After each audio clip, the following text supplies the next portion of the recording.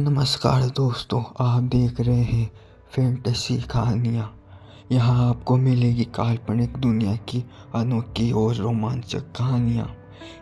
यह कहानी पूरी तरह से काल्पनिक है, इसका रियल दुनिया से कोई संबंध नहीं है। चलिए शुरू करते हैं आज की कहानी। दक्ष बेला के नाजुक से होठों को चूमे जा रहा था और उसके ऊपर हावी होता जा रहा था। वही बेला उसके दबाव से पीछे खिसकती जा रही थी। दक्ष ने उसे दीवार से सटा दिया और दीवानों की तरह उसके होठों को चूमने लगा। बेला के गाल लाल हो रहे थे और वह चुपचाप दक्ष की किस को महसूस कर रही थी। जब बेला को सांस लेने में दिक्कत होने लगी तब दक्ष रुक गया और वह भी गहरी सांस लेते हुए बेला के माथे से अपने माथे को मिलाते हुए बोला, बेला, मैं कल ही तुम्हें अपने परिवार से मिलवा दूंगा और फिर हम दोनों शादी कर लेंगे। मैं तुम्हें यहाँ पर अकेला नहीं छोड़ सकता। जिस तरह से वह औरत बोलकर गई है, मुझे पूरा यकीन है कि वह कुछ करेगी, लेकिन मैं तुम्हारे ऊपर कोई खतरा नहीं आने दे सकता। दक्ष की बात सुनकर बेला गहरी सांस लेते हुए बोली, मुझे आपके ऊपर यकीन है कि आप कुछ गलत नहीं होने देंगे। बेला के इतना कहते ही दक्ष फिर से उसके होठों को चूमने लगा। पता नहीं क्यों पर वो उसे चूमे बिना रह ही नहीं पा रहा था। कुछ देर बाद दक्ष रुक गया और बोला, तुम भी मेरा साथ दो ना बेला, आई वॉन्ट टू किस यू वेरी पैशनेटली। बेला को शर्म आ गई और दक्ष फिर से उसके होठों को चूमने लगा। इस बार बेला ने भी अपनी कोशिश की और दक्ष को चूमने लगी। अब जाकर दक्ष को सुकून मिला। होठों को चूमते हुए उसने बेला को अपनी गोद में उठा लिया और उसे लेकर सोफे पर बैठ गया। बेला उसकी गोद में बैठी थी। दोनों के होंठ अभी भी आपस में मिले हुए थे। दक्ष के हाथ बेला की कमर को मसल रहे थे। बेला के पूरे शरीर पर रोंगटे खड़े हो गए थे। उसे बहुत खूबसूरत और हसीन एहसास हो रहे थे। अगले दिन सुबह 10 बजे श्रीति मुंह फुलाकर हॉल में बैठी हुई थी और असीम उसके सामने खड़ा होकर उसे गुस्से से घूर रहा था। श्रीति ने उसकी तरफ मुंह बनाया और बोली, आपकी दादागिरी हमेशा नहीं चलेगी। मैं प्रेग्नेंट हूँ, आपको तो मेरी हर इच्छा पूरी करनी चाहिए, लेकिन आप तो मेरे ऊपर गुस्सा करते रहते हैं। ये तो बहुत गलत बात है ना। श्रीति की बात सुनकर असीम सख्ती से बोला, चुपचाप उठो और नहाने चलो वरना। श्रीति, वरना क्या करेंगे? आप मुझे काटेंगे ना, जैसे कि कल रात को आपने मुझे काटा। देखिए अभी भी लाल निशान हो रहे हैं। गाल पर काटा तो ठीक है, लेकिन वहां पर काटने की क्या जरूरत थी? शर्म नहीं आती आपको अपनी पत्नी के साथ ऐसा करते हुए? असीम नीचे झुका और श्रीति के कान में बेहद खतरनाक तरीके से बोला, अभी तो सिर्फ काट सकता हूँ, एक बार बच्चा होने दो, उसके बाद क्या क्या करूंगा तुम सोच भी नहीं सकती। इसलिए कह रहा हूँ चुपचाप मेरे साथ चलो और नहा लो। अभी मैं घर पर हूँ तो मैं तुम्हें नहला देता हूँ, वरना फिर याद रखना मैं तुम्हारे साथ क्या करूंगा। श्रीति, मेरे हाथ पैर सही सलामत है, मैं खुद से नहा सकती हूँ। आप ऑफिस जाए और काम कीजिए। असीम, श्रीति, सिर चढ़ने की जरूरत नहीं है, चुपचाप चलो और मैं तुम्हें नहाते वक्त कोई मारता नहीं हूँ जो तुम इतना दूर जा रही हो मुझसे। असीम और श्रीति ऐसे ही आपस में बहस कर रहे थे, तभी एक गार्ड अंदर आया और बोला, ठाकुर साहब, दक्ष साहब अपने साथ किसी लड़की को लेकर आए हैं। गार्ड की बात सुनकर असीम दरवाजे तरफ देखने लगा। तभी उसने देखा कि बंगले के दरवाजे पर दक्ष आ रहा था और उसने एक लड़की का हाथ पकड़ा हुआ था जो सिर झुकाकर खड़ी थी। श्रीति अपनी जगह से खड़ी हुई और हैरानी से उन दोनों को देखने लगी। असीम तो उस लड़की को पहचान गया था कि वो बेला है। दक्ष बेला को लेकर असीम की तरफ बढ़ने लगा। असीम उन दोनों को बिना किसी भाव से देख रहा था। श्रीति तो उस लड़की को ऊपर से नीचे तक देख रही थी। उसे पता नहीं था कि वह लड़की कौन है और उसने शायद उसे कहीं देखा था, लेकिन अभी उसे याद नहीं आ रहा था और वह पहचान नहीं पा रही थी। दक्ष बेला को लेकर आगे बढ़ा और असीम के सामने जाकर खड़ा हो गया। असीम ने देखा कि उन दोनों ने एक दूसरे का हाथ पकड़ा हुआ था और दक्ष की आंखों में एक अलग ही चमक दिख रही थी। असीम सब कुछ पहचान गया था और बोला, तो तुमने क्या सोचा है फिर? दक्ष भाई, मैं इससे शादी करना चाहता हूँ और इसे कभी अकेला नहीं छोड़ना चाहता। दक्ष की बात सुनकर असीम के चेहरे पर मुस्कान आ गई। वही श्रीति हैरान रह गई। उसे दक्ष से ऐसी उम्मीद नहीं थी कि वह अपने लिए इतनी जल्दी एक लड़की ढूंढ लेगा, वह भी इतनी प्यारी। असीम, अच्छी बात है, वैसे मुझे तो पता ही था कि यही होने वाला है, बस तुम्हारे मुंह से यह सुनने की देरी थी। श्रीति, एक मिनट, ये सब क्या हो रहा है? क्या कोई मुझे बताएगा? और ये लड़की कौन है? श्रीति की बात सुनकर दक्ष ने असीम की तरफ देखा तो असीम बोला, ये तुम्हारी होने वाली देवरानी है, स्वागत नहीं करोगी इसका? असीम की बात सुनकर श्रीति हैरान रह गई, लेकिन देवरानी शब्द सुनकर उसे बहुत अच्छा लग रहा था और वह बेला की तरफ देखते हुए बोली, देवरानी तो ठीक है, लेकिन ये सब अचानक से कैसे हुआ और क्या आपको इस बारे में सब कुछ पता है? असीम, मैं अभी तुम्हें सब कुछ बताता हूँ, पहले माँ और पापा को भी यहाँ बुला लेते हैं। असीम ने एक सर्वेंट से अमर जी और सुष्मिता जी को वहाँ पर बुलाने के लिए कह दिया। सर्वेंट उन दोनों के कमरे में चला गया और उन दोनों को बुला लिया। कुछ ही देर में अमर जी और सुष्मिता जी भी हॉल में आ गए और वह दोनों भी दक्ष के साथ लड़की को देखकर काफी हैरान थे। बेला इतने बड़े परिवार को देखकर थोड़ी घबरा रही थी, इसलिए सिमटी हुई खड़ी थी। दक्ष ने उसका हाथ कसकर पकड़ हुआ था और उसको हिम्मत दे रहा। सुष्मिता जी दक्ष की तरफ देखते हुए बोली, ये सब क्या है दक्ष, और ये लड़की कौन है, और तुमने इस तरह से इसका हाथ क्यों पड़ा हुआ है, कुछ बोलोगे? सुष्मिता जी की बात सुनकर दक्ष ने गहरी सांस ली और कहा, मैं आपको सब कुछ बताता हूँ। पहली बात तो ये कि यह बेला है और मैं इससे शादी करना चाहता हूँ। दक्ष की बात सुनकर सब लोग हैरान रह गए, किसी को यकीन नहीं हो रहा था कि दक्ष शादी करने वाला है। सुष्मिता जी बोली, ये तुम क्या कह रहे हो, पूरी बात बताने का कष्ट करोगे?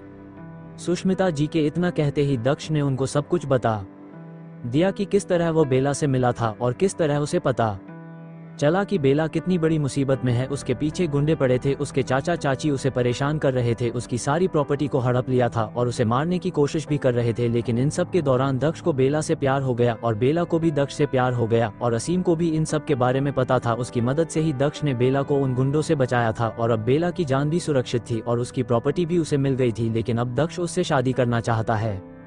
दक्ष के मुंह से ये सब सुनकर सब लोग हैरान रह गए, खास करके सुष्मिता जी। लेकिन वह खुश थी कि उनका बेटा शादी करने जा रहा है। वह यही चाहती थी कि दक्ष शादी कर ले और अपनी जिंदगी में आगे बढ़ जाए ताकि वह श्रीति को भूल जाए। सुष्मिता जी दक्ष के पास आए, उन्होंने बेला की ठोड़ी को पकड़ा और उसके चेहरे को हौले से ऊपर उठाया और कहा, बेटा घबराने की कोई जरूरत नहीं है, मुझे बस इतना बताओ कि क्या तुम भी दक्ष से प्यार करती हो? किसी दबाव में आकर तो शादी नहीं कर रही हो ना? सुष्मिता जी की बात सुनकर बेला बोली, जी नहीं, मैं भी इनसे प्यार करती हूँ। ये बहुत अच्छे इंसान है और इनके बड़े भाई भी बहुत अच्छे इंसान है। इन दोनों ने मिलकर मेरी बहुत मदद की है। दक्ष प्यार से बेला को देख रहा था, सच में कितनी अच्छी है और दक्ष कितना लकी है जो बिना उसकी जिंदगी में आ रही है। सुष्मिता जी खुश हो गई। लेकिन तभी दक्ष ने देखा कि अमर जी वहाँ पर खड़े हुए थे। दक्ष उनके पास आया और बोला, अंकल आप इस घर में सबसे बड़े हैं और मेरे लिए सबसे पहले परमिशन लेना आपसे बनता है, तो मैं आपसे परमिशन चाहता हूँ कि क्या मैं बेला से शादी कर सकता हूँ? अमर जी, एक शर्त पर तुम्हें परमिशन मिलेगी, अगर तुम मुझे अंकल बुलाना छोड़ दो और पापा कहकर बुलाओ तो। अमर जी की बात सुनकर सब लोग हैरान रह गए, लेकिन असीम के चेहरे पर मुस्कान आ गई। लेकिन सुष्मिता जी इन सबसे खुश नहीं थी। दक्ष अमर जी का बेटा नहीं है, फिर वो उन्हें पापा कैसे कह सकता है? दक्ष के चेहरे पर मुस्कान आ गई और वह बोला, आप जैसा इंसान अगर मेरा पिता हो तो इससे बड़ी खुशनसीबी और मेरे लिए क्या ही हो सकती है। मुझे आपको पापा कहने में कोई प्रॉब्लम नहीं है और मैं आपको अपने पापा होने के सारे हक भी देना चाहता हूँ। अमर जी के चेहरे पर मुस्कान आ गई। उन्होंने दक्ष के कंधे पर हाथ रखा और कहा, मैं बहुत खुश हूँ तुम्हारे लिए और तुम्हारे इस पापा की तरफ से तुम्हें पूरी परमिशन है कि तुम बेला से शादी कर लो। मैं तो कहता हूँ बहुत जल्दी शादी कर लो, इस घर में एक और बहू आ जाएगी। इतना कहकर अमर जी मुस्कुराने लगे। वही श्रीति बेला के पास आई और उसका हाथ पकड़कर बोली, तुम्हारा स्वागत है हमारे परिवार में, तुम्हारे आने से अब खुशियां डबल हो गई है। बेला मुस्कुराते हुए श्रीति की तरफ देखने लगी। सच में ये कितनी खूबसूरत है और वह कितने अच्छे से बेला के साथ बर्ताव कर रही थी। सबकी परमिशन मिल जाने के बाद अब फिक्स हो गया था कि दक्ष और बेला भी जल्दी से शादी कर लेंगे। अमर जी उनकी धूमधाम से शादी करवाना चाहते थे, लेकिन दक्ष ने मना कर दिया था। वह सिर्फ कोर्ट मैरिज करना चाहता था क्योंकि उसे जल्दी से जल्दी बेला से शादी करनी थी और वह और रुकना नहीं चाहता था। सबको ये अच्छा तो नहीं लगा, लेकिन उन्होंने हाँ कर दिया क्योंकि दक्ष की खुशी सबके लिए ज्यादा मायने रखती है। श्रीति बेला को गेस्ट रूम में ले गई और उससे ढेरों बातें करने लगी। वही दक्ष अपने कमरे में खामोश खड़ा था। तभी असीम उसके पास आया। असीम के आते ही दक्ष बोला, आओ असीम। असीम, तुमसे जरूरी बात करनी है। दक्ष, क्या बात है असीम? असीम, तुम बेला से प्यार करते हो, उससे शादी करने जा रहे हो, बहुत अच्छी बात है, लेकिन उससे पहले तुम्हें अपनी जिंदगी की सबसे बड़ी सच्चाई बेला को बतानी होगी। दक्ष, कौन सी सच्चाई?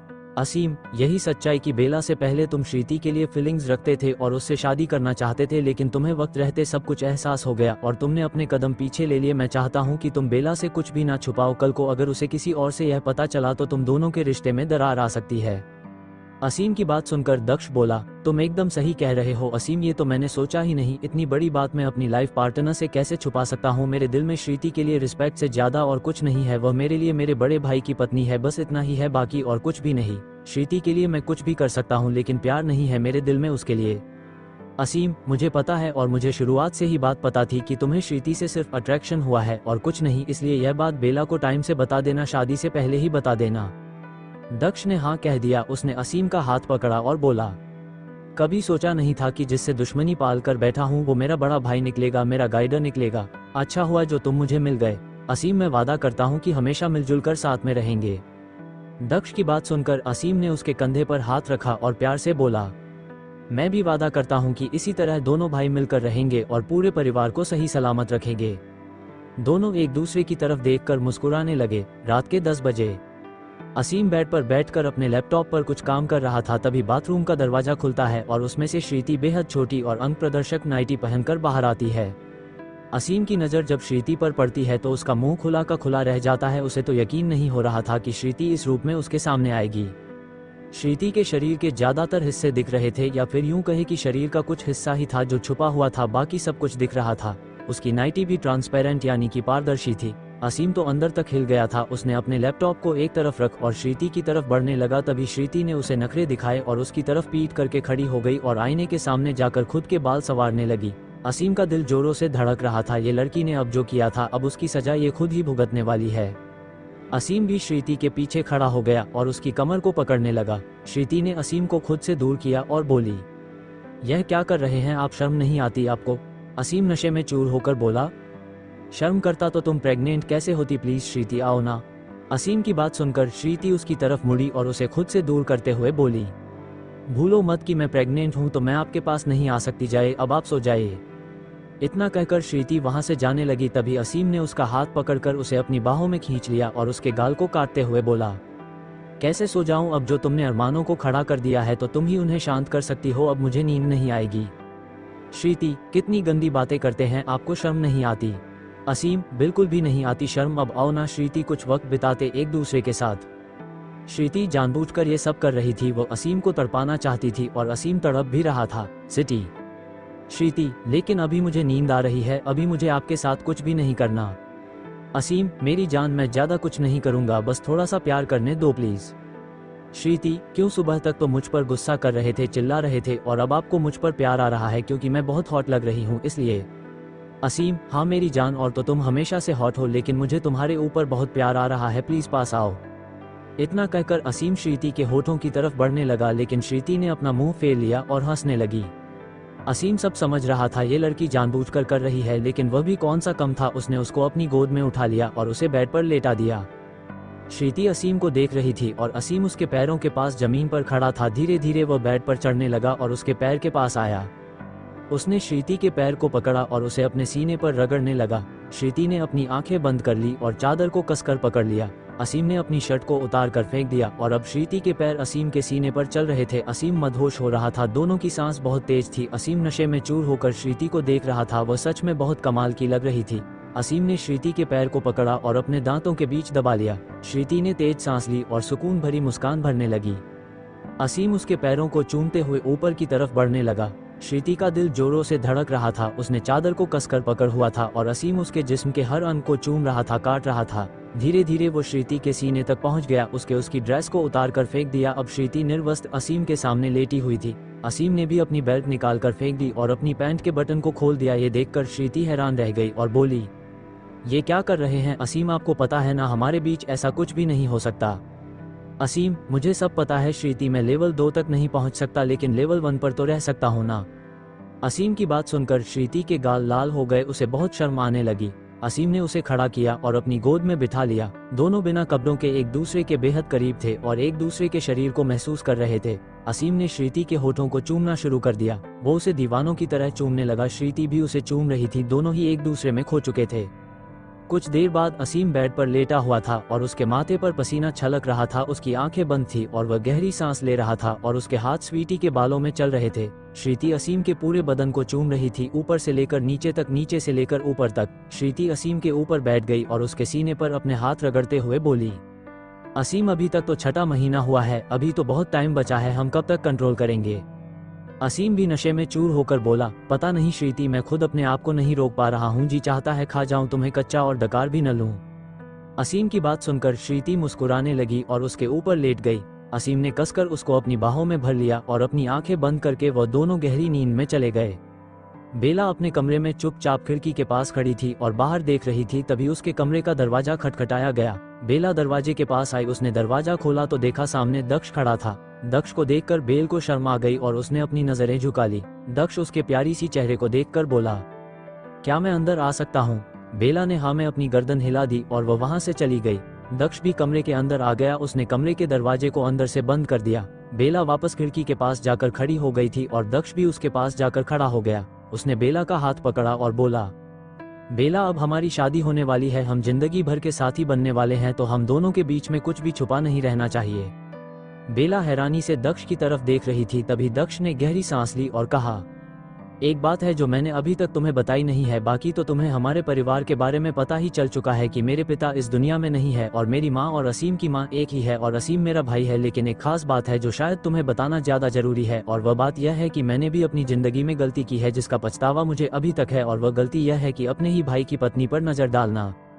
दक्ष की बात सुनकर बेला हैरान रह गई। उसे अजीब सा डर लग रहा था। वह नहीं सुनना चाहती थी जो दक्ष कहने वाला था। दक्ष उसकी घबराहट को समझ रहा था। उसने बेला का हाथ कसकर पकड़ लिया और उसे शांत करते हुए बोला, चिंता मत करो, तुम ही मेरा प्यार हो, लेकिन बस मेरी इस बात को ध्यान से सुनना और समझने की कोशिश करना। एक्चुअली हुआ ये था कि जब मैंने श्रीति को पहली बार एक मंदिर में देखा था तभी से मैं उसका दीवाना हो गया था। उस वक्त मुझे नहीं पता था कि वह असीम की पत्नी है, और उस वक्त मुझे ये भी नहीं पता था कि असीम मेरा भाई है, लेकिन असीम को मैं हमेशा से जानता हूँ। तब से मैं श्रीति के पीछे पागल हो गया और उसे पाने के लिए कुछ भी करने के लिए तैयार हो गया।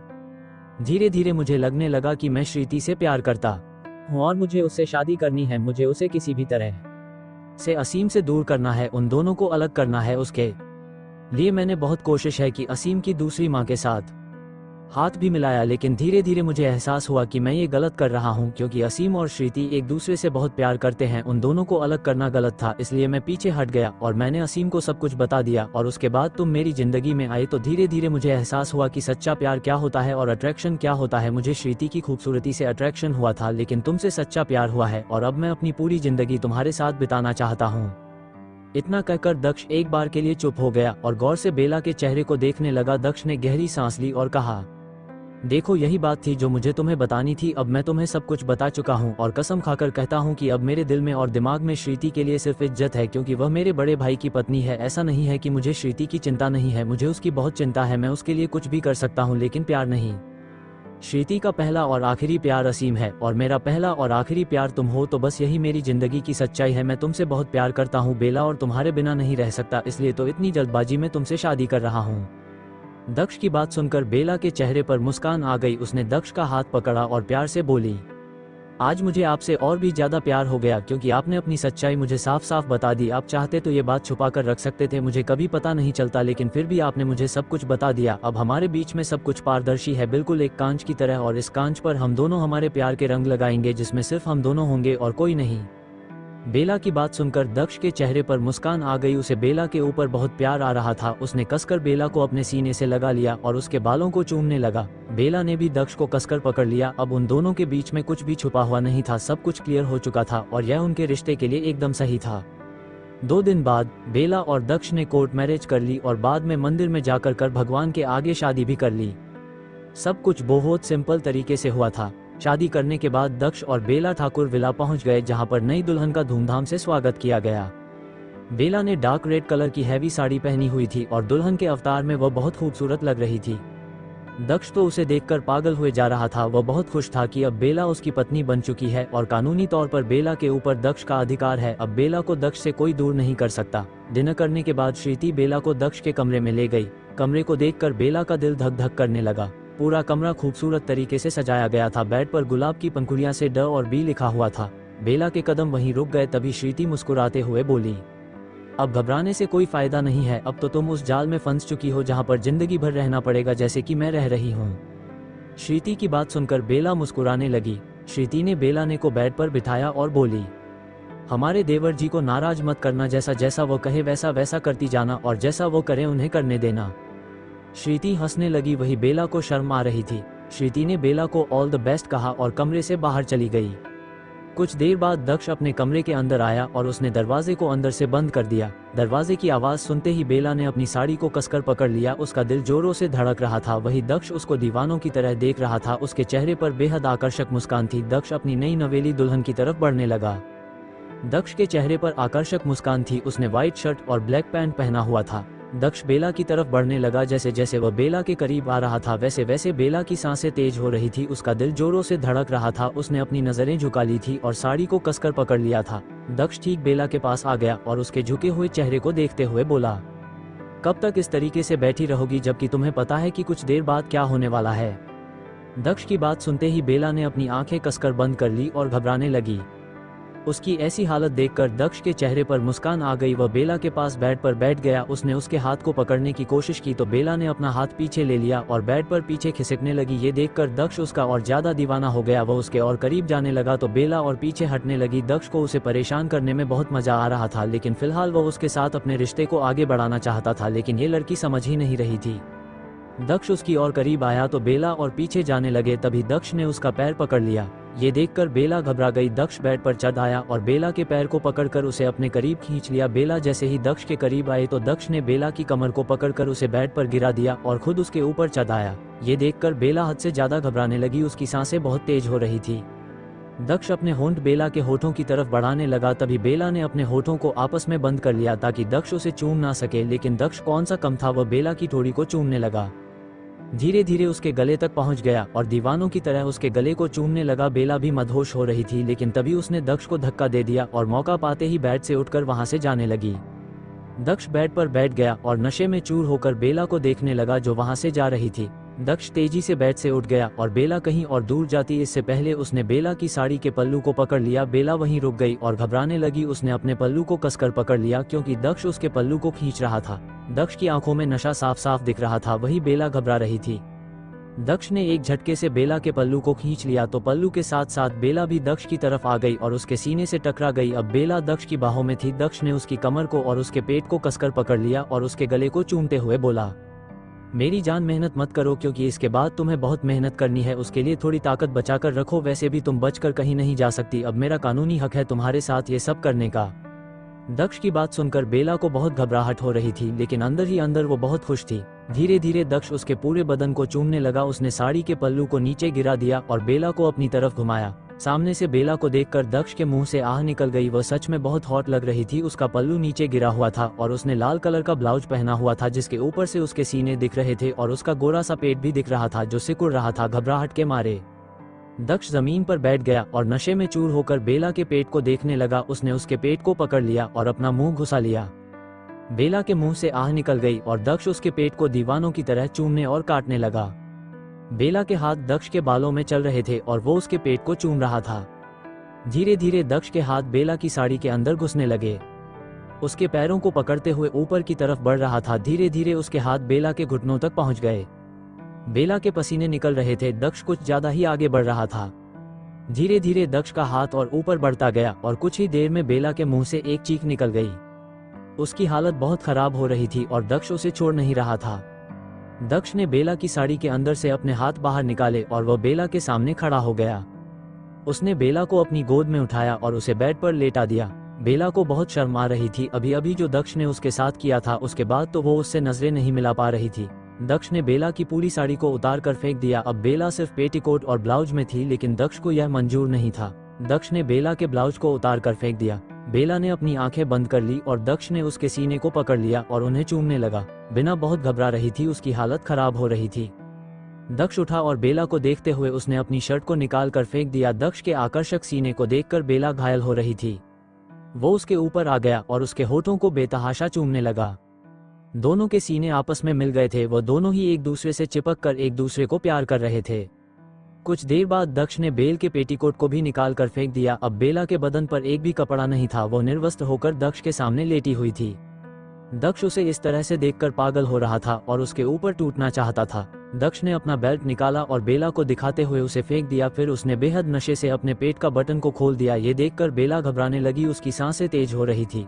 दक्ष ने अपनी पैंट को उतार दिया और ये नजारा देखकर बेला ने अपनी आंखें बंद कर ली। दक्ष बेला के ऊपर आ गया। उसने उसके दोनों पैरों को पकड़कर अपनी कमर से लपेट लिए। उसके दोनों हाथों को पकड़कर उसकी आंखों में देखते हुए बोला, अपने पति का दर्द सहने के लिए तैयार हो मेरी जान। बेला ने अपनी पलकें झपका दी। तभी दक्ष ने अपनी पूरी ताकत से बेला को हासिल किया। बेला की एक दर्द भरी चीख पूरे कमरे में गूंजने लगी और उसकी आंखों के कोनों से आंसू टपक पड़े। धीरे धीरे उसकी चीख सिसकियों में बदल रही थी और आंखों से आंसू लगातार बह रहे थे। दक्ष ने भी अपनी आंखें बंद कर ली और बस बेला को महसूस करने लगा। उसके माथे से पसीना बहता हुआ बेला के चेहरे पर गिर रहा था। बेला भी पसीने में लथपथ हो चुकी थी और अब पूरी तरह से दक्ष की हो चुकी थी। उन दोनों का प्यार आगे बढ़ता जा रहा था। बेला की सिसकियां सुन सुनकर दक्ष पागल हो रहा था और अपने होश खो रहा था और उसे पागलों की तरह प्यार किए जा रहा था। लगभग 1 घंटे बाद दोनों घायल होकर बेड पर पड़े थे और तेज तेज सांस ले रहे थे। कुछ देर बाद दक्ष वापस उठा। इस बार वह बेड पर बैठ गया, बेड का सहारा लेकर, और उसने बेला को अपनी गोद में बिठा लिया और फिर से बेला की दर्द भरी चीख कमरे में गूंजने लगी और उनका सफर फिर से आगे बढ़ने लगा। धीरे धीरे बेला की सिसकियां बढ़ने लगी और दोनों का प्यार भरा सफर बहुत तेजी से आगे बढ़ रहा था, जिसमें दर्द भी था तो सुकून भरा था। दक्ष और बेला तो हमेशा के लिए एक हो चुके थे और अब इनकी शादीशुदा जिंदगी यूं ही आगे बढ़ रही थी। कुछ दिन बाद शाम के 5 बजे के आसपास सुष्मिता जी अपने कमरे से बाहर निकलकर हॉल की तरफ बढ़ रही थी। वो अमर जी के कमरे के आगे से गुजर रही थी, तभी किसी ने उनका हाथ पकड़ लिया और उन्हें कमरे के अंदर खींच लिया। सुष्मिता जी हैरान रह गई। आदमी ने सुष्मिता जी को दीवार से सटा दिया और खुद उनके करीब आकर खड़ा हो गया और उन्हें गुस्से से देखने लगा। सुष्मिता जी ने अपने सामने खड़े अमर जी को देखा तो वह हैरान रह गई और गुस्से से बोली, ये सब क्या हरकत है, आपको शर्म नहीं आती यह सब करते हुए? अमर जी, इसमें क्या गलत कर रहा हूँ मैं तुमसे बात करना चाहता हूँ, लेकिन पिछले कुछ दिनों से तुम मुझे इग्नोर कर रही हो, मेरे सामने भी नहीं देख रही हो। सुष्मिता जी, लेकिन मैं आपसे बात क्यों करूँ, क्यों आपके सामने देखूं, क्या लेना देना है हमारा? अमर जी गुस्से से बोले, प्यार का लेना देना है हमारा। मैं तुमसे प्यार करता हूँ, तुम मुझसे प्यार करती हो, तो तुम मुझे इग्नोर क्यों कर रही हो? सुष्मिता जी, शर्म कीजिए, आप इस उम्र में ये सब बातें कर रहे हैं। आप कोई प्यार व्यार नहीं है, दादा बनने वाले हैं आप और ऐसी बातें करते हैं, आपको शोभा नहीं देता। अमर जी गुस्से से बोले, दादा बनने वाला हूँ तो क्या हुआ, हूँ तो एक इंसान ही ना, और प्यार की कोई उम्र नहीं होती, और तुम मेरी जिंदगी भर का प्यार हो। मैं तुम्हें कभी भूल नहीं सकता, मैं तुम्हें वापस अपनी जिंदगी में लाना चाहता हूँ। सुष्मिता जी, मैं कोई खिलौना नहीं हूँ जो जब मन आए तब मेरे साथ खेल लिया और जब मन ऊब गया तो मुझे छोड़ दिया। मुझे आपकी जिंदगी में वापस नहीं आना। अमर जी, तुम्हें मेरी जिंदगी में आना होगा। सुष्मिता, तुम जानती हो मैंने हमेशा से तुमसे प्यार किया है। शीला से मेरी शादी करना मेरी मजबूरी थी और मुझे पता है तुम उस बात से नाराज नहीं हो। तुम नाराज इस बात से हो कि मैंने असीम के बारे में तुम कुछ नहीं बताया, लेकिन वह भी मेरी मजबूरी थी। प्लीज समझने की कोशिश करो, मैं तुमसे सच में बहुत प्यार करता हूँ और सोच रहा हूँ कि जो बची कुछ जिंदगी है तुम्हारे साथ बिताऊं ताकि मुझे खुशी मिले मेरी जिंदगी में। सुष्मिता जी उन्हें खुद से दूर करते हुए वहां से जाने लगी, तभी अमर जी ने उनका हाथ पकड़कर उन्हें वापस दीवार से सटा दिया और गुस्से से बोले, बस करो फिर सुष्मिता, मेरी बात सुनने की कोशिश करो प्लीज, मैं तुमसे सच में बहुत प्यार करता हूँ। सुष्मिता जी, आप किसी और के पति हैं, भले ही आपकी पत्नी जेल में है, लेकिन आप उनको धोखा नहीं दे सकते।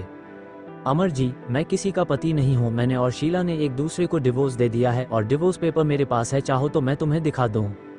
अमर जी की बात सुनकर सुष्मिता जी हैरान रह गई। उन्हें तो यकीन नहीं हो रहा था कि अमर जी ने शीला को तलाक दे दिया था। अब अमर जी और शीला जी का आपस में कोई लेना देना ही था नहीं था। सुष्मिता जी को तो अभी भी यकीन नहीं हो रहा था। तभी अमर जी ने उनका हाथ पकड़ा और बोले, सुष्मिता प्लीज समझने की कोशिश करो, मैं जानता हूँ मैं बहुत स्वार्थी लग रहा हूँ, लेकिन जो भी हो मैं तुम्हारे साथ रहना चाहता हूँ, तुम्हारे पास रहना चाहता हूँ। सुष्मिता जी ने कुछ नहीं कहा और वहां से जाने लगी। अमर जी भी उनके पीछे जाने लगे। तभी वह दोनों रुक गए और हैरान रह गए, क्योंकि अमर जी के कमरे के दरवाजे पर असीम और श्रीति खड़े थे। उन दोनों ने सब कुछ देख लिया था। श्रीति और असीम को देखकर सुष्मिता जी को बहुत शर्मिंदगी महसूस हुई और वह वहां से चली गई। श्रीति भी उनके पीछे पीछे चली गई। अमर जी ने गहरी सांस ली और असीम को देखते हुए बोले, हाँ कहो असीम, क्या बात है? असीम, काम तो कुछ नहीं है पापा, मैं तो बस आपसे बिजनेस रिलेटेड कोई बात करने आया था, लेकिन ये सब क्या चल रहा था पापा? अमर जी, जब तुमने सब सुन ही लिया है तो फिर पूछ क्यों रहे हो बेटा? जो है अब तुम्हारे सामने है और मुझे किसी भी कीमत पर सुष्मिता चाहिए अपनी जिंदगी में, वरना मैं मर जाऊंगा। असीम उनके पास आया और उन्हें सोफे पर बिठाते हुए बोला, पहले तो शांत हो जाइए और ये मरने की बातें मत करिए, मुझे बिल्कुल पसंद नहीं है। असीम की बात सुनकर अमर जी परेशान होकर बोले, तो मैं क्या करूं असीम, तुम ही बताओ क्या करूं? मैं उससे कितने दिन से बात करने की कोशिश कर रहा हूं, उसे समझाने की कोशिश कर रहा हूं, लेकिन वह समझ ही नहीं रही है। समझना तो बहुत दूर की बात है, वह मेरी बात भी नहीं सुन रही है। असीम अमर जी के पास बैठ गया और बोला, पापा आप बहुत जल्दबाजी कर रहे हैं, सब कुछ इतनी आसानी से नहीं हो सकता। मैं समझ सकता हूँ कि आप माँ से प्यार करते हैं, उनके साथ रहना चाहते हैं, जीना चाहते हैं और ऐसा होगा भी, लेकिन आपको थोड़ा सब्र रखना होगा। हम सब है ना आपके साथ और मैं वादा करता हूँ आपसे कि सब कुछ ठीक हो जाएगा, लेकिन आपको थोड़ा सा सब्र रखना ही पड़ेगा। अमर जी ने हाँ कह दिया और सुष्मिता के बारे में सोचने लगे। वही असीम कुछ गहराई से सोच रहा था, उसे अब अपने माता पिता के लिए कुछ ना कुछ तो करना ही होगा। सुष्मिता जी वापस अपने कमरे के अंदर चली गई और बेड पर बैठकर परेशान होने लगी। श्रीति उनके पास आई और उनका हाथ पकड़कर बोली, माँ आपको दुखी होने की कोई जरूरत नहीं है, वैसे भी पापा जी कुछ गलत नहीं कह रहे थे। श्रीति की बात सुनकर सुष्मिता जी बोली, ये तुम क्या कह रही हो श्रीति? वह इंसान चाहता है कि मैं उनके साथ फिर से वही प्यार का रिश्ता जोड़ूं, जो कि पॉसिबल नहीं है। उन्होंने मेरे साथ बहुत गलत किया है, मैं मानती हूँ। उन्होंने मजबूरी में शीला से शादी की और मुझे उसका बुरा भी नहीं लगा, लेकिन उन्होंने मुझसे मेरे बच्चे को छुपा कर रखा। मेरा इतना बड़ा बेटा जिसे मैंने मरा हुआ समझा, उसकी सच्चाई मुझसे हमेशा छुपा कर रखी। यह बात मैं कभी नहीं भूल सकती। श्रीति, माँ लेकिन पापा जी की मजबूरी थी ना, आपको तो पता ही है ना, अगर वह ऐसा नहीं करते तो शीला जी अपने आप को जान से मार देती। लेकिन आप मेरी बात मानिए, इन सब बातों को भूल जाए और अपनी जिंदगी को नए सिरे से शुरू करने की कोशिश कीजिए। हम सब लोग एक साथ मिलकर रहेंगे, प्यार से रहेंगे। सुष्मिता जी, नहीं बेटा, अब ऐसा कुछ नहीं हो सकता। मैं इस घर में सिर्फ तुम्हारे लिए हूँ। जब तक तुम्हारी डिलीवरी नहीं हो जाती तब तक मैं यहाँ पर रहूंगी, उसके बाद मैं यहाँ से चली जाऊंगी। और अमर जी से कह देना कि मुझसे कोई उम्मीद ना रखें। इतना कहकर सुष्मिता जी अपनी जगह से खड़ी हुई और बाथरूम के अंदर चली गई। श्रीति को बहुत चिंता हो रही थी, पता नहीं वह अपने इस परिवार को कैसे संभालेगी, लेकिन उसे कुछ ना कुछ तो करना ही होगा। श्रीति कमरे से बाहर आई तो उसने देखा असीम हॉल में इधर उधर टहल रहा था। श्रीति असीम के पास आई तो उसने सुष्मिता जी का फैसला असीम को बता दिया। ये सुनकर असीम भी परेशान हो गया, उसे समझ में नहीं आ रहा था कि वह क्या करे, लेकिन तभी उसके दिमाग में एक आइडिया आया। उसने श्रीति को सब कुछ बता दिया, जिसे सुनकर वो खुश हो गई और बोली, अरे वाह मेरे चालाक पति, बड़े खतरनाक आइडिया आते हैं आपको तो। इस आइडिया से तो पक्का माँ मान जाएंगे और फिर सब कुछ ठीक हो जाएगा। असीम के चेहरे पर कातिल मुस्कान आ गई। रात के 9 बजे पूरा परिवार डाइनिंग एरिया में इकट्ठा होकर डिनर कर रहा था। सब लोग अभी अभी डाइनिंग एरिया में आए थे और अपनी चेयर पर बैठ गए थे। श्रीति भी अपनी चेयर पर बैठी हुई थी और जूस पी रही थी, वही असीम उसका ख्याल रख रहा था। दक्ष और बेला भी अपनी जगह पर बैठे हुए थे और डिनर कर रहे थे। सुष्मिता जी भी चुपचाप बैठी हुई थी, लेकिन उन्होंने देखा कि अमर जी अभी तक वहां पर नहीं आए थे। ये देखकर सुष्मिता जी काफी हैरान हुई, क्योंकि अमर जी तो हमेशा वक्त से खाना खा लेते हैं, लेकिन आज वो अभी तक क्यों नहीं आए थे। काफी देर हो गई थी, सबने डिनर भी कर लिया था, लेकिन अमर जी अभी तक नहीं आए थे। कुछ देर बाद सब लोग हॉल में बैठकर बातें कर रहे थे और सुष्मिता जी परेशान होकर उन सब के बीच में बैठी हुई थी, लेकिन अमर जी वहां पर नहीं थे। अंत में परेशान होकर सुष्मिता जी बोली, असीम तुम्हारे पापा कहाँ है? सुष्मिता जी की बात सुनकर असीम बोला, वो जा चुके हैं। असीम की बात सुनकर सुष्मिता जी हैरान रह गई, अपनी जगह से खड़ी होकर बोली, यह क्या कह रहे हो तुम, कहाँ चले गए हैं वह? असीम, वे हमेशा के लिए मुंबई चले गए हैं हमारी कंपनी की दूसरी ब्रांच को हैंडल करने, और अब वो बाकी पूरी जिंदगी वहीं पर बिताएंगे। मैंने उन्हें रोकने की कोशिश की, लेकिन वह नहीं माने। उन्होंने कहा कि जब आपको उनसे कोई मतलब रखना ही नहीं है तो वह दिल्ली में रहना भी नहीं चाहते हैं, और रही बात हम सबकी, तो हम उनसे मिलने जाते रहेंगे, लेकिन अब वो दिल्ली कभी वापस नहीं आएंगे। असीम की बात सुनकर सुष्मिता जी के पैरों तले जमीन खिसक गई, उनकी आंखों से आंसू बहने लगे। ये देखकर श्रीति और बेला उनके पास आए और उन्हें संभालने लगे। असीम और दक्ष एक दूसरे को देख रहे थे, दोनों के चेहरे पर मुस्कान थी। सुष्मिता जी रोते हुए बोली, ऐसा क्यों किया उन्होंने, क्या जरूरत थी उन्हें हम सबको छोड़कर जाने की? असीम, आप ही तो चाहती थी कि वह आपसे दूर रहे, तो बस अब वह हमेशा के लिए आपसे दूर चले गए हैं। अब वह आपको कभी नजर नहीं आएंगे, अब सिर्फ हम ही उनसे मिलने के लिए जा सकते हैं। सुष्मिता जी को बहुत रोना आ रहा था, अब उनसे सहन नहीं हुआ और वह जोर से बोली, अभी की अभी तुम्हारे पापा को वापस बुलाओ, उनसे कह दो कि जब वो खुद मुझसे दूर नहीं रह सकते तो दूर जाने की क्या जरूरत है, और मैं भी नहीं रह सकती उनके बिना। दक्ष अपनी जगह से खड़ा हुआ और बोला, यह क्या कह रही है आप माँ, आपने खुद ने कहा था कि आपको उनसे कोई रिश्ता नहीं रखता है, तो अब वह अपनी जिंदगी में आगे बढ़ रहे हैं, तो आपको क्या प्रॉब्लम है? सुष्मिता जी चिल्लाते हुए बोली, प्रॉब्लम है, वह मेरे बिना अपनी जिंदगी में आगे कैसे बढ़ सकते हैं, उन्हें मेरे साथ आगे बढ़ना होगा। कह दो उनसे कि मैं नहीं रह सकती उनके बिना, और उन्हें वापस बुलाओ मेरे पास। सुष्मिता जी के इतना कहते ही उनके कानों में एक आवाज सुनाई दी, थैंक यू सो मच मेरी जान, मैं यही तो सुनना चाहता था तुम्हारे मुंह से। चलो अब ये फाइनल हो गया है कि तुम भी मेरे बिना नहीं रह सकती और मैं भी तुम्हारे बिना नहीं रह सकता। यह आवाज सुनकर सुष्मिता जी हैरान रह गए। उन्होंने पीछे मुड़कर देखा तो बंगले के दरवाजे पर अमर जी खड़े मुस्कुरा रहे थे। अमर जी को देखते ही सुष्मिता जी भावुक हो गई और भागते हुए उनके पास गई और झट से उनके सीने से लग गई। अमर जी ने भी उन्हें कसकर अपनी बाहों में भर लिया। ये देखकर वो चारों खुश हो गए और अपने माता पिता को एक साथ देखकर मुस्कुराने लगे। यही तो असीम का प्लान था कि वो सुष्मिता जी से झूठ बोलेगा कि अमर जी हमेशा के लिए मुंबई चले गए हैं, ताकि सुष्मिता जी अपने दिल की बात सबके सामने कहें, और ऐसा ही हो रहा था। अब सुष्मिता जी ने मान लिया था कि वे अमर जी के बिना नहीं रह सकती। सब कुछ क्लियर हो जाने के बाद असीम और दक्ष ने अपने माता पिता की भी फिर से शादी करवा दी, ताकि अब वो दोनों पूरी रीति रिवाज और कानूनी तरीके से एक दूसरे के पति पत्नी बनकर हमेशा एक दूसरे के साथ में रहे। सब कुछ ठीक हो गया था। अब ठाकुर परिवार में अमर जी सुष्मिता जी पति पत्नी बन गए थे। उनका सपना आज पूरा हो गया था। अब वह जिंदगी भर एक दूसरे के पति पत्नी बनकर एक दूसरे के साथ रहेंगे। बेला और दक्ष की शादीशुदा जिंदगी भी बहुत अच्छे से चल रही थी। वही असीम और श्रीति का प्यार तो आसमान छू रहा था। श्रीति की प्रेगनेंसी को अब 8वां महीना चल रहा था। उसका पेट बहुत ज्यादा आगे आ रहा था और उसे बहुत तकलीफ भी हो रही थी। वो अब खुद से चल नहीं पाती थी, उसे बेड पर ही लेटे रहना पड़ता था, क्योंकि उसकी बीपी कई बार हाई हो जाती थी। घर में सब लोग मिलकर उसका ख्याल रख रहे थे, खास करके असीम और दक्ष। असीम की एक जरूरी मीटिंग आ गई थी जिस वजह से वह कंपनी गया हुआ था। वही श्रीति घर पर थी, उसे बहुत तकलीफ हो रही थी। बेला उसके पास में बैठी हुई थी और उससे बातें कर रही थी, लेकिन श्रीति को कुछ भी अच्छा नहीं लग रहा था। उसके पेट में रह रहकर हल्का हल्का दर्द हो रहा था। इसके अलावा उसकी कमर में भी बहुत दर्द हो रहा था। डॉक्टर ने डिलीवरी की डेट अभी 15 दिन बाद बताई थी। दक्ष उसके कमरे में आया और बोल, कैसा महसूस कर रही हो तुम श्रीति? श्रीति परेशान होकर बोली, मुझे कुछ भी अच्छा नहीं लग रहा है। ऐसा लग रहा है जैसे मेरा पेट फट जाएगा। पता नहीं डिलीवरी कब तक होगी। दक्ष, जो डेट डॉक्टर ने दी है उसके आसपास ही डिलीवरी होगी, उससे पहले तो नहीं हो सकती ना। श्रीति, जल्दी हो जाए तू ही अच्छा है, क्योंकि अब मेरी हालत बहुत खराब हो रही है और असीम को भी क्या जरूरत थी जाने की, रुक जाते ना। दक्ष, मीटिंग बहुत जरूरी थी इसलिए गया है वो, चिंता मत करो वह आ जाएगा। श्रीति ने गहरी सांस ली और आंखें बंद करके अपने आप को शांत करने लगी। दक्ष बेला की तरफ मुस्कुराते हुए कमरे से बाहर चला गया, लेकिन तभी श्रीति जोर से चिल्लाई। उसकी चीख सुनकर दक्ष वापस कमरे के अंदर आया और उसने देखा कि श्रीति दर्द से तड़प रही थी। उसको अचानक से भयंकर दर्द शुरू हो गया था। बेला भी परेशान रह गई और उसने दक्ष को जल्दी से अपने पास बुलाया। दक्ष उसके पास आया और उसके चेहरे को थाम कर बोला, क्या हुआ श्रीति, तुम ठीक तो हो ना? श्रीति रो रही थी, उसे बहुत दर्द हो रहा था। वह रोते हुए बोली, दक्ष जल्दी से असीम को बुलाओ, मुझे लगता है डिलीवरी का टाइम हो गया है। दक्ष हैरानी से बोला, ऐसा कैसे हो सकता है, अभी तो 15 दिन बचे हैं। श्रीति, प्लीज असीम को बुलाओ, मुझे हॉस्पिटल जाना पड़ेगा। श्रीति के इतना कहते ही दक्ष ने श्रीति को अपनी गोद में उठा लिया और बेला ने जल्दी से असीम को कॉल करके सब कुछ बता दिया। असीम भी परेशान हो गया, वह अपनी मीटिंग को बीच में छोड़कर वहां से निकल गया। दक्ष ने श्रीति को गाड़ी में बिठाया और बेला और दक्ष भी गाड़ी में बैठकर हॉस्पिटल के लिए निकल गए। दूसरी वाली गाड़ी में अमर जी और सुष्मिता जी भी अस्पताल के लिए निकल गए। पूरे रास्ते श्रीति दर्द से चिल्ला कर रही थी, चीख रही थी। उसके पूरे शरीर से पसीना बह रहा था, उसकी हालत बहुत खराब हो रही थी। उसे देखकर बेला को बहुत डर लग रहा था। वही दक्ष उसके हाथ मसल रहा था ताकि उसको थोड़ा आराम मिले, लेकिन ऐसा कुछ भी नहीं हो रहा था।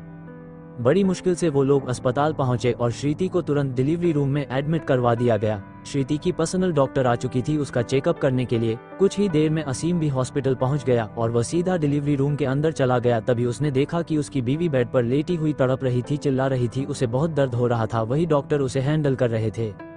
असीम जल्दी से उसके पास आया, उसने श्रीति का हाथ पकड़ लिया। असीम को देखते ही श्रीति और रोने लगी और बोली, असीम प्लीज मुझे बचा लीजिए, मुझे बहुत दर्द हो रहा है, मुझे ऐसा लग रहा है नीचे से कुछ बाहर आ रहा है, वो फट जाएगा। असीम बहुत दर्द हो रहा है, प्लीज। श्रीति की बात सुनकर असीम उसे शांत करने लगा और बोला, कुछ नहीं फटेगा, हमारा बेबी इस दुनिया में आ रहा है, टेंशन मत लो, मैं हूं ना तुम्हारे साथ। श्रीति ने अपने होठ भींच लिए और दर्द को सहने वालों तभी डॉक्टर ने देखा कि श्रीति का वाटर ब्रेकेज हो गया था। इसका मतलब अब डिलीवरी का टाइम हो गया था। डॉक्टर ने असीम की तरफ देखा और कहा, लगता है अब डिलीवरी का टाइम हो गया है, लेकिन सॉरी टू से मिस्टर असीम ठाकुर, हमें ऑपरेशन करना पड़ेगा। बेबी बहुत ज्यादा हेल्दी है, नॉर्मल डिलीवरी पॉसिबल ही नहीं है, और आपकी वाइफ का प्राइवेट एरिया बहुत ज्यादा नाजुक और थोड़ा सिकुड़ा हुआ है, जिस वजह से नॉर्मल डिलीवरी हुई तो उन्हें बहुत ज्यादा तकलीफ हो सकती है।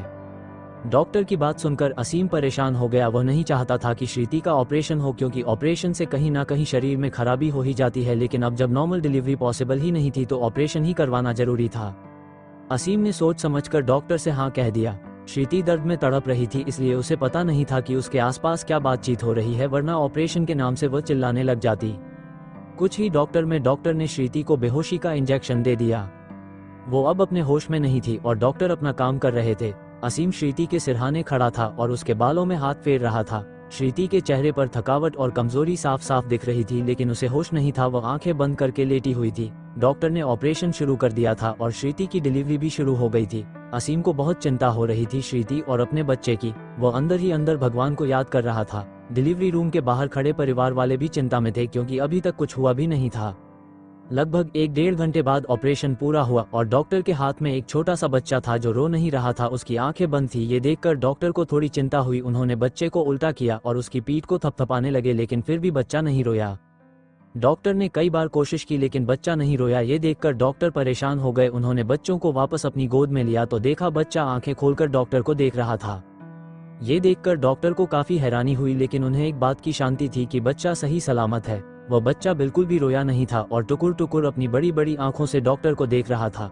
अचानक से उसने अपनी नजरें हटा ली, मानो उसे डॉक्टर के ऊपर गुस्सा आ रहा हो। ये देखकर डॉक्टर को काफी हैरानी हुई। डॉक्टर ने बच्चे को नस को थमा दिया और बोली, बधाई हो मिस्टर ठाकुर, आपको एक बेटा हुआ है।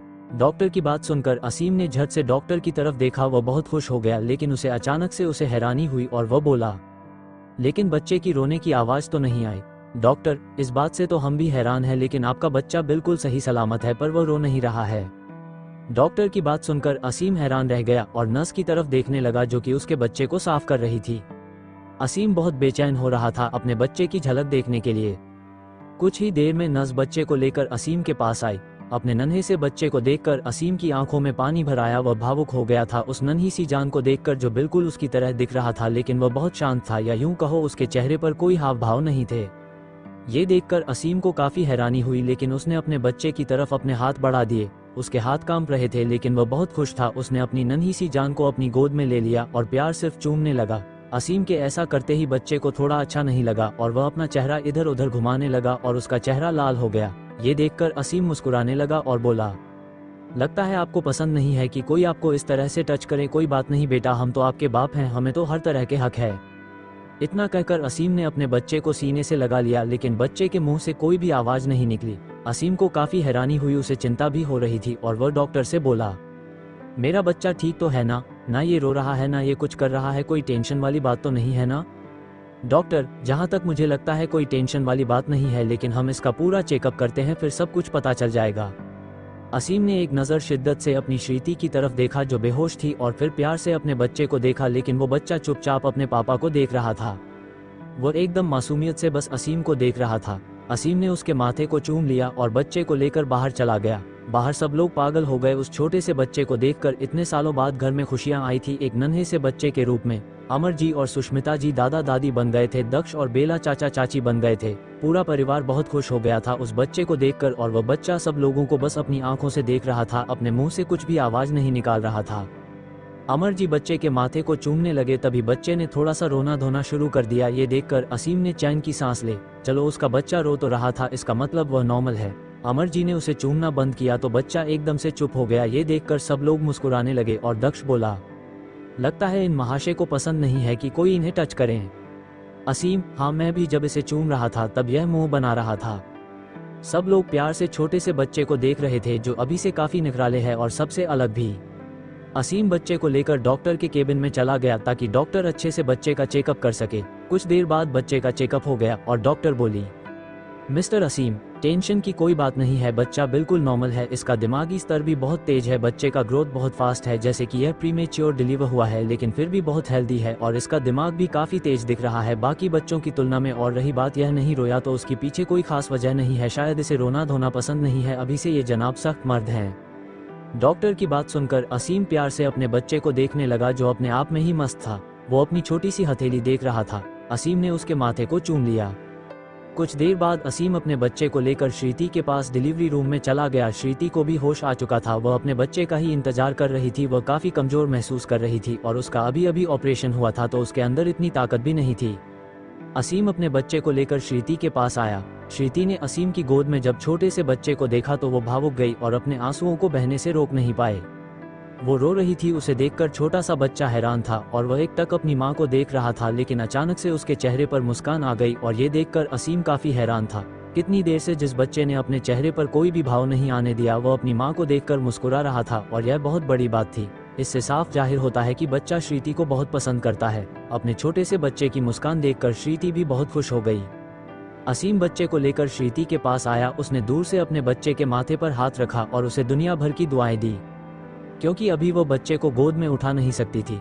अब बच्चा वापस अपने नॉर्मल रूप में आ गया था, यानी कि बिना किसी भाव के चुपचाप असीम की गोद में था और अपनी हथेली को देखकर न जाने क्या सोच रहा था। असीम काफी हैरान था अपने बेटे के ऐसे बर्ताव से, लेकिन उसे खुशी थी कि उसका बच्चा एकदम सही सलामत है और अब उनकी जिंदगी में आ गया है। असीम को शांति मिली ये जानकर कि श्रीति ठीक है और ऑपरेशन में कोई भी गड़बड़ नहीं हुई है, लेकिन फिर भी वो थोड़ी कमजोर थी। इस बात के लिए असीम उसका पूरा ख्याल रख रहा था। 4 दिन बाद श्रीति और उसके बच्चे को हॉस्पिटल से डिस्चार्ज मिल गया और उनका ठाकुर विला में बड़े धूमधाम से स्वागत किया गया था। ठाकुर खानदान में पूरे 26 साल बाद एक छोटा सा बच्चा आया था, वह भी घर का चिराग। उसकी तो खातिरदारी सबसे ऊपर ही होनी थी। बच्चे के घर में आने से सब लोग बहुत खुश हो गए थे, खासकर उसके दादा दादी। अब उनके मन के बहलाने के लिए एक छोटा सा बच्चा 24 घंटे उनके पास था। सब लोग उससे बहुत प्यार करते हैं, हद से ज्यादा, और वह सबका लाडला भी है। कुछ दिनों बाद बच्चे के नामकरण की प्रक्रिया हुई, जिसमें असीम ने अपने बेटे का नाम आश्रित ठाकुर रखा था। ये नाम सबको बहुत पसंद आया, सब लोग बहुत खुश थे, सबके जीवन में सब कुछ खुशहाल हो गया था आश्रित के आने से। वो सबका लाडला और सबकी जान बन गया था, लेकिन अभी भी वो बदला नहीं था। वह अपने इस भावहीन चेहरे के साथ सबकी गोद में जाता था। उसे कोई भी गोद में ले सकता था क्योंकि वह रोता ही नहीं था। हालांकि उसकी एक खासियत थी कि वह अपने घर वालों के अलावा किसी अनजान की गोद में नहीं जाता था। वह अपनी मम्मी पापा, चाचा चाचा और दादा दादी के अलावा किसी भी दूसरे इंसान की तरफ देखता भी नहीं था और न उसे अपने आप को छूने देता था। उसका ये स्वभाव सबको पसंद था। श्रीति और उसके बेटे की बहुत जमती थी। आश्रित श्रीति के साथ कुछ पल मुस्कुरा भी देता था, लेकिन बाकी सबके सामने वो सीरियस हो जाता था। असीम की तो जान बन गया था, उसका बेटा, उसकी खुशियां, उसका सब कुछ। आश्रित के घर में आने के बाद सब कुछ बदल गया था। अब घर में शांति नाम की कोई चीज नहीं थी। पूरे टाइम हंगामा खड़ा हुआ रहता था। सबको आश्रित की फिक्र रहती थी कि उसे खाना खिलाया जाए, उसे दूध पिलाया जाए, उसके लिए ये किया जाए, उसके लिए वह किया जाए। कुल मिलाकर आश्रित की ही खातिरदारी होती थी। पूरे घर में हंगामा तो ये बड़े ही करते थे, क्योंकि हमारा आश्रित तो बड़े शांत स्वभाव का बच्चा है जो पूरे दिन अपनी बड़ी बड़ी आंखों से सबको देखता रहता है। आश्रित पूरे 9 महीनों का हो गया था। श्रीति ने उसे बेड पर लेटा दिया था और खुद उसके बगल में बैठकर कपड़े समेट रही थी। आश्रित अपने हाथ में पकड़े हुए खिलौने को अपने मुंह में चबा रहा था। कुछ देर बाद असीम कमरे के अंदर आया। उसने एक नजर अपने बेटे को देखा और फिर श्रीति की तरफ देखते हुए गुस्से से बोला, तुम्हारा दिमाग खराब हो गया है क्या? तुम मेरा कॉल अटेंड क्यों नहीं करती हो? मैं तुम्हें सुबह से फोन कर रहा हूँ लेकिन तुम मुझे जवाब नहीं दे रही हो। समझती क्या हो तुम खुद को? असीम के इतना कहते ही श्रीति अपनी जगह से खड़ी हो गई और हैरानी से उसे देखने लगी। असीम और गुस्से से बोला, इस तरह से देखने की कोई जरूरत नहीं है। ये क्या तरीका है श्रीति? अगर तुम मुझसे नाराज हो तो नाराजगी जताया करो, लेकिन अगर कोई तुम्हें इमरजेंसी में कॉल करे तो कॉल अटेंड कर लिया करो। मुझे तुम्हारा ये रवैया बिल्कुल पसंद नहीं आया। असीम श्रीति पर गुस्सा कर रहा था और वह चुपचाप सुन रही थी। वही बेड पर लेटा हुआ उनका बेटा असीम की तरफ देख रहा था और फिर उसने एक नज़र अपनी मां को देखा जो सिर झुक कर खड़ी थी और यह उसको पसंद नहीं आया। वह जोर जोर से रोने लगा। उसे रोता देखकर असीम और श्रीति दोनों हैरान रह गए। असीम जल्दी से उसके पास आया। उसने अपने बेटे को गोद में ले लिया और उसे अपने सीने से लगाकर चुप करने लगा, लेकिन वह चुप नहीं हो रहा था। तभी श्रीति उसके पास आई और उसके माथे पर हाथ रखकर बोली, क्या हुआ बेटा, आप इतना क्यों रो रहे हो? पेट में दर्द हो रहा है क्या? वो बच्चा रोता हुआ श्रीति की तरफ देखने लगा। उसके मायूस चेहरे को देखकर असीम और श्रीति दोनों उदास हो गए। असीम ने गहरी सांस ली और कहा, ये तुमसे बहुत प्यार करता है श्रीति, ये तुम्हें दुखी नहीं देख सकता, तुम्हारे लिए पूरी दुनिया से लड़ सकता है, मुझसे भी। मैं तुम्हारे ऊपर गुस्सा कर रहा था ना, तो इसे बिल्कुल पसंद नहीं आया, इसलिए तो इतना जोर से रोने लग गया। लेकिन मैं उसे थैंक यू कहना चाहूंगा कि इसने मुझे एहसास करवाया कि मैं अपनी जान के ऊपर इतना गुस्सा कर रहा था, जो कि गलत है। असीम की बात सुनकर श्रीति के चेहरे पर मुस्कान आ गई। वह दोनों प्यार से एक दूसरे को देख रहे थे। उन दोनों के प्यार को देखकर आश्रित भी चुप हो गया और उन दोनों को टुकुर टुकुर देखते लगा। कुछ देर बाद आश्रित तो अपने पालने में गहरी नींद में सो रहा था और कमरे में हल्का सा अंधेरा छा रहा था। खिड़की से चांद की रोशनी अंदर आ रही थी और पूरे कमरे में श्रीति की सिसकियां जोरों से गूंज रही थी। श्रीति और असीम बेड पर निर्वस्त्र होकर एक दूसरे में जुटे हुए थे। श्रीति बेड पर थी और असीम उसके ऊपर। वह अपनी पत्नी को बेइंतहा प्यार कर रहा था, उसके अंग अंग को छू रहा था, उसे अपनी ताकत से घायल कर रहा था। दोनों पसीने से लथपथ हो चुके थे। दोनों तेज तेज सांस ले रहे थे लेकिन रुकने का नाम नहीं ले रहे थे। असीम ने श्रीति के दोनों हाथों को पकड़ा हुआ था ताकि वह खुद को छुड़ाकर जा ना पाए। श्रीति के दोनों पैर असीम की कमर से लिपटे हुए थे और वह दोनों एक दूसरे के अंदर समाये हुए थे। असीम ने श्रीति के होठों पर अपने होंठ रख दिए ताकि दर्द की वजह से श्रीति चिल्लाए ना, वरना उसका बच्चा नींद से जाग सकता था। उन दोनों के प्यार का सफर और तेजी से बढ़ने लगा। श्रीति अब चिल्ला भी नहीं पा रही थी क्योंकि उसके होठ असीम के होठों में कैद थे।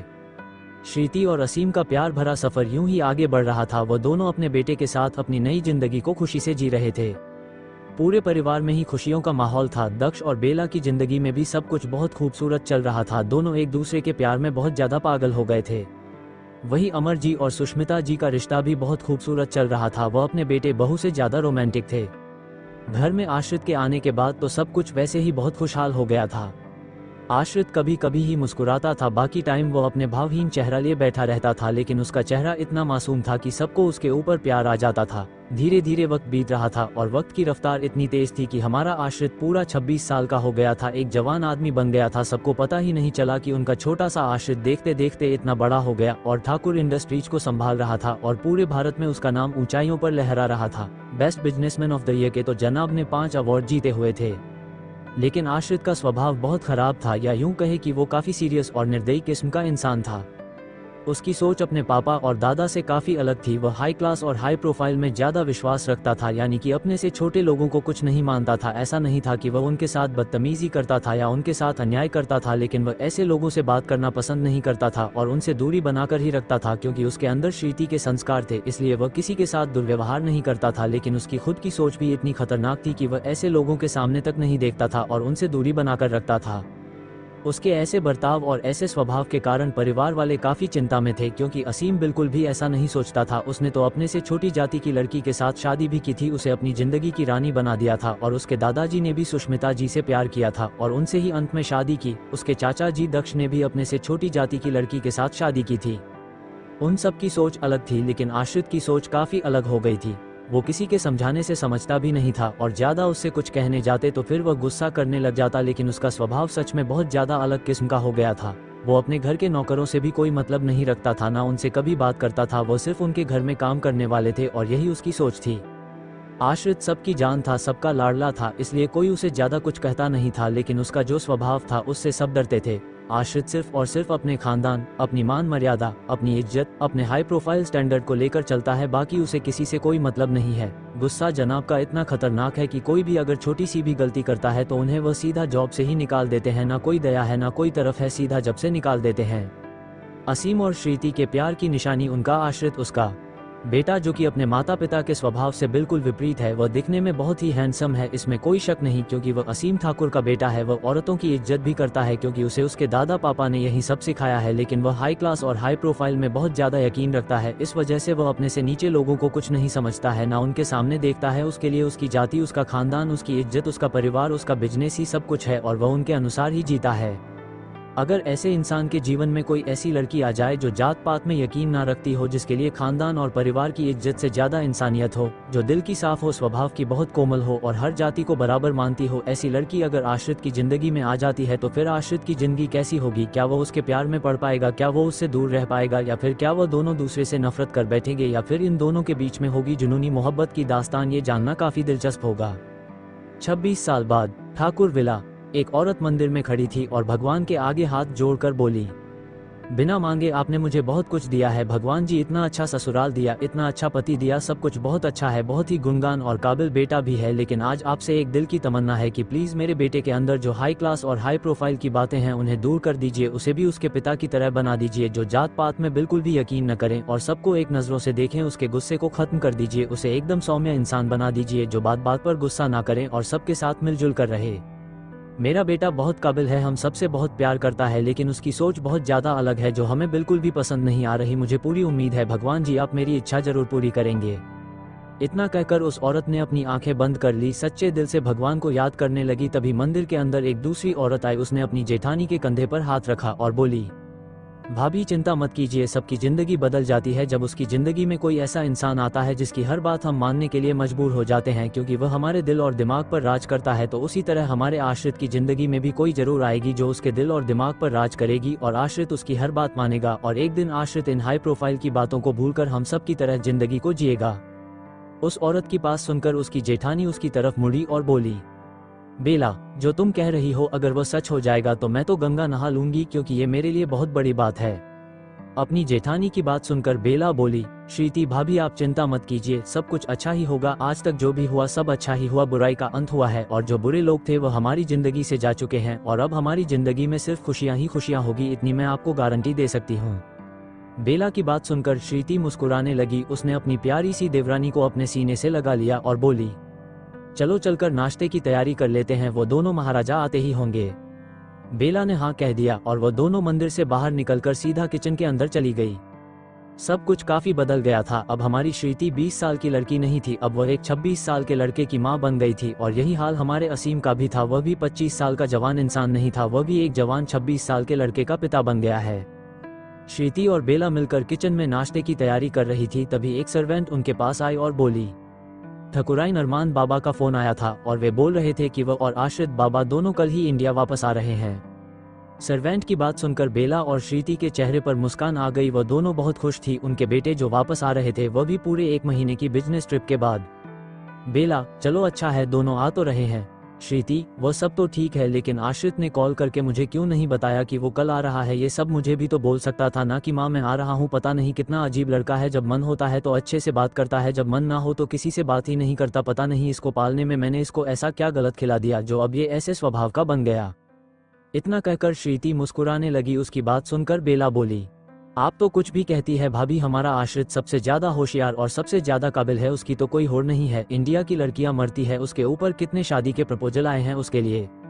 श्रीति, प्रपोजल तो आए हैं, लेकिन जनाब प्रपोजल एक्सेप्ट कहाँ कर रहे हैं? पर अभी मैं उसकी शादी के लिए उसको फोर्स नहीं करना चाहती, अभी वह अपने करियर पर ध्यान दे रहा है, मेरे लिए यही काफी है। बेला, हाँ भाभी यही सही रहेगा, अगर उसकी शादी कर दी तो यह अरमान भी तैयार हो जाएगा शादी के लिए, और अभी अरमान सिर्फ 25 साल का है, तो मैं नहीं चाहती कि यह लड़का अभी से प्यार के चक्र में पड़े। श्रीति हंसते हुए बोली, तुम्हें आश्रित की बुराई सहन नहीं होती तो तुम मेरे अरमान की बुराई क्यों करती हो? वो तो बहुत ज्यादा समझदार है। मैं तो कहती हूँ उन दोनों की शादी करवा देते हैं, ताकि घर में 2 नई बहुएं आ जाएंगे तो हमारे घर का कल्याण हो जाएगा और ये दोनों लड़के कंट्रोल में आ जाएंगे। बेला, अभी तो फिलहाल हम इन दोनों की शादी के बारे में बात नहीं करते हैं, नाश्ता बना लेते हैं जल्दी जल्दी, वरना हम दोनों के पतिदेव आ जाएंगे ताना मारते हुए। श्रीति मुस्कुराने लगी और वह दोनों मिलकर नाश्ते की तैयारी करने लगी। वह दोनों बहुत खुश थी, उन दोनों के बेटे कल वापस आ रहे थे। बेला और दक्ष का भी एक बेटा हो चुका था जिसका नाम था अरमान, और वह आश्रित से 1 साल छोटा था। आश्रित और अरमान दोनों 1 महीने से मलेशिया गए हुए थे बिजनेस ट्रिप के लिए, और अब कल वह दोनों वापस भारत आ रहे थे, और यह खबर सुनकर सभी घर वाले खुश थे। कुछ देर बाद नाश्ता रेडी होकर डाइनिंग टेबल पर सर्व कर दिया गया था। तभी एक आदमी डाइनिंग एरिया में आया जिसने ग्रे कलर का 3 पीस सूट पहना हुआ था। उम्र तो 50 के आसपास थी, लेकिन दिख जवान ही रहा था। वो जैसे ही डाइनिंग एरिया में आया उसने डाइनिंग टेबल पर नाश्ते को देखा और बोला, ये बेला कभी नहीं सुधर सकती, मैंने इसे कितनी बार मना किया है कि नाश्ते में पोहा ना बनाया करे, लेकिन ये जानबूझकर मुझको परेशान करने के लिए पोहा ही बनाती है। अरे इतनी वैरायटी होती है नाश्ते में, वो बनाओ ना, पोहा क्यों बनाया है? उस आदमी की बात सुनकर बेला और श्रीति किचन से बाहर आई। उस आदमी को देखकर बेला ने मुंह बनाया और बोली, भाभी अपने देवर को समझा दीजिए, पोहा बहुत हेल्दी होता है और इन्हें खाने हैं छोले भटूरे, और ये चुप चुप कर दिल्ली के फेमस छोले भटूरे खाने जाते हैं, जो कि बहुत गलत है, और डॉक्टर ने इन्हें साफ मना किया है, लेकिन यह नहीं समझते। बेला की बात सुनकर दक्ष बोला, किसने कहा मुझे छोले भटूरे खाने हैं? मैं तो आलू के पराठे की डिमांड कर रहा हूँ।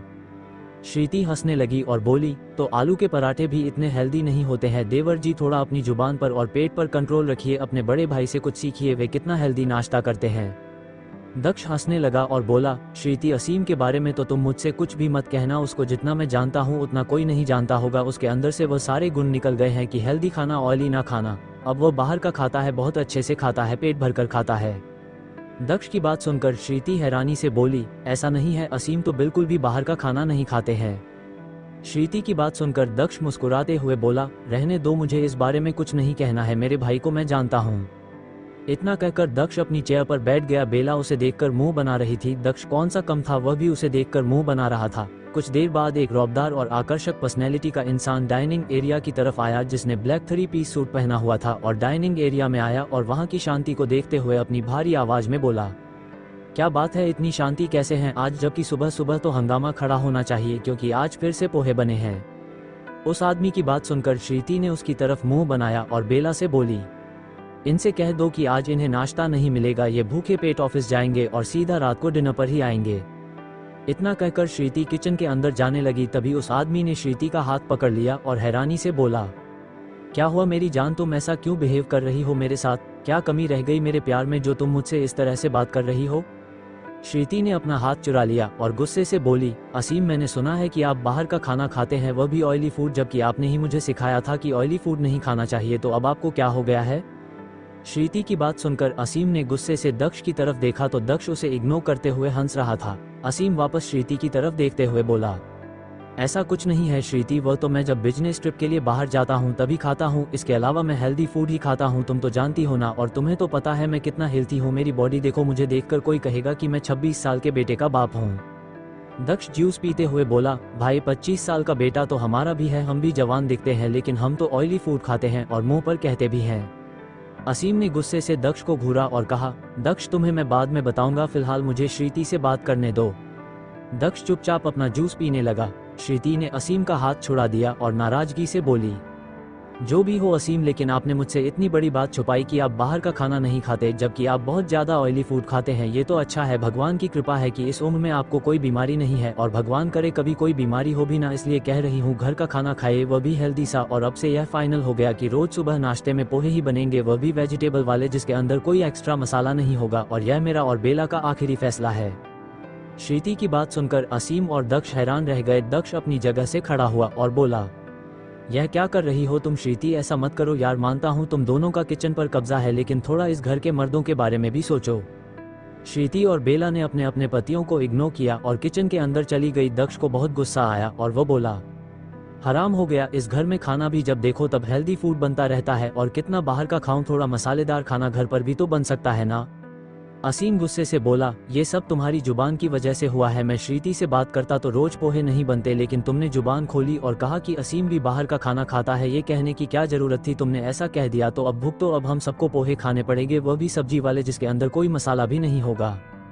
दक्ष और असीम का मुंह उतर गया और वह दोनों चुपचाप चेयर पर बैठ गए। असीम, मसालेदार खाना बंद हुआ वो तो ठीक है, लेकिन श्रीति को मनाना पड़ेगा, वह अलग।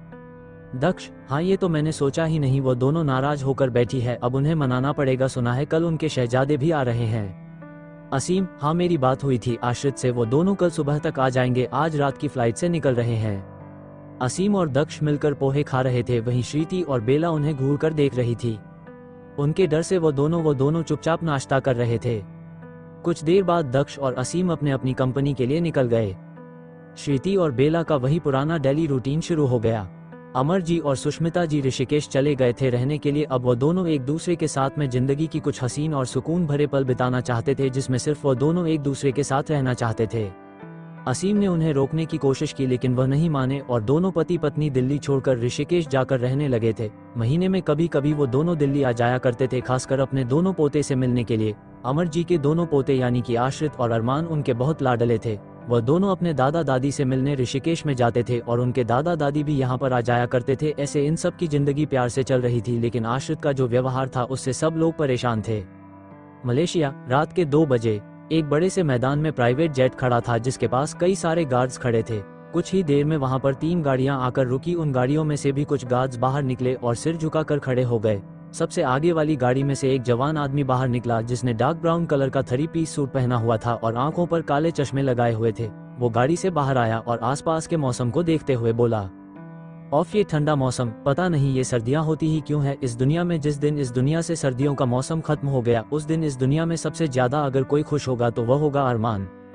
अरमान के इतना कहते ही गाड़ी से एक और शख्स बाहर निकला, जिसने डार्क ब्लू कलर का 3 पीस सूट पहना हुआ था और अपने चेहरे पर काले चश्मे लगाए हुए थे। वह हद से ज्यादा हैंडसम और आकर्षक दिख रहा था। उसके चेहरे पर मुस्कान नहीं थी और एटीट्यूड दुनिया भर का था। उसने देखा कि अरमान आसमान को देख रहा था, तभी वह अपनी भारी आवाज में बोला, अगर मौसम से तुम्हारी बातचीत हो गई हो तो जेट में चलने का कष्ट करोगे या फिर गार्ड से कहना पड़ेगा। अपने बड़े भाई की बात सुनकर अरमान उसकी तरफ मुड़ा और बोला, भाई आप तो किसी से ज्यादा बात करते नहीं हो, मुझे ही करने दो, कम से कम थोड़ा अच्छा तो लगे। ऐसे चुप चुप रहने में मुझे तो कोई मजा नहीं आता।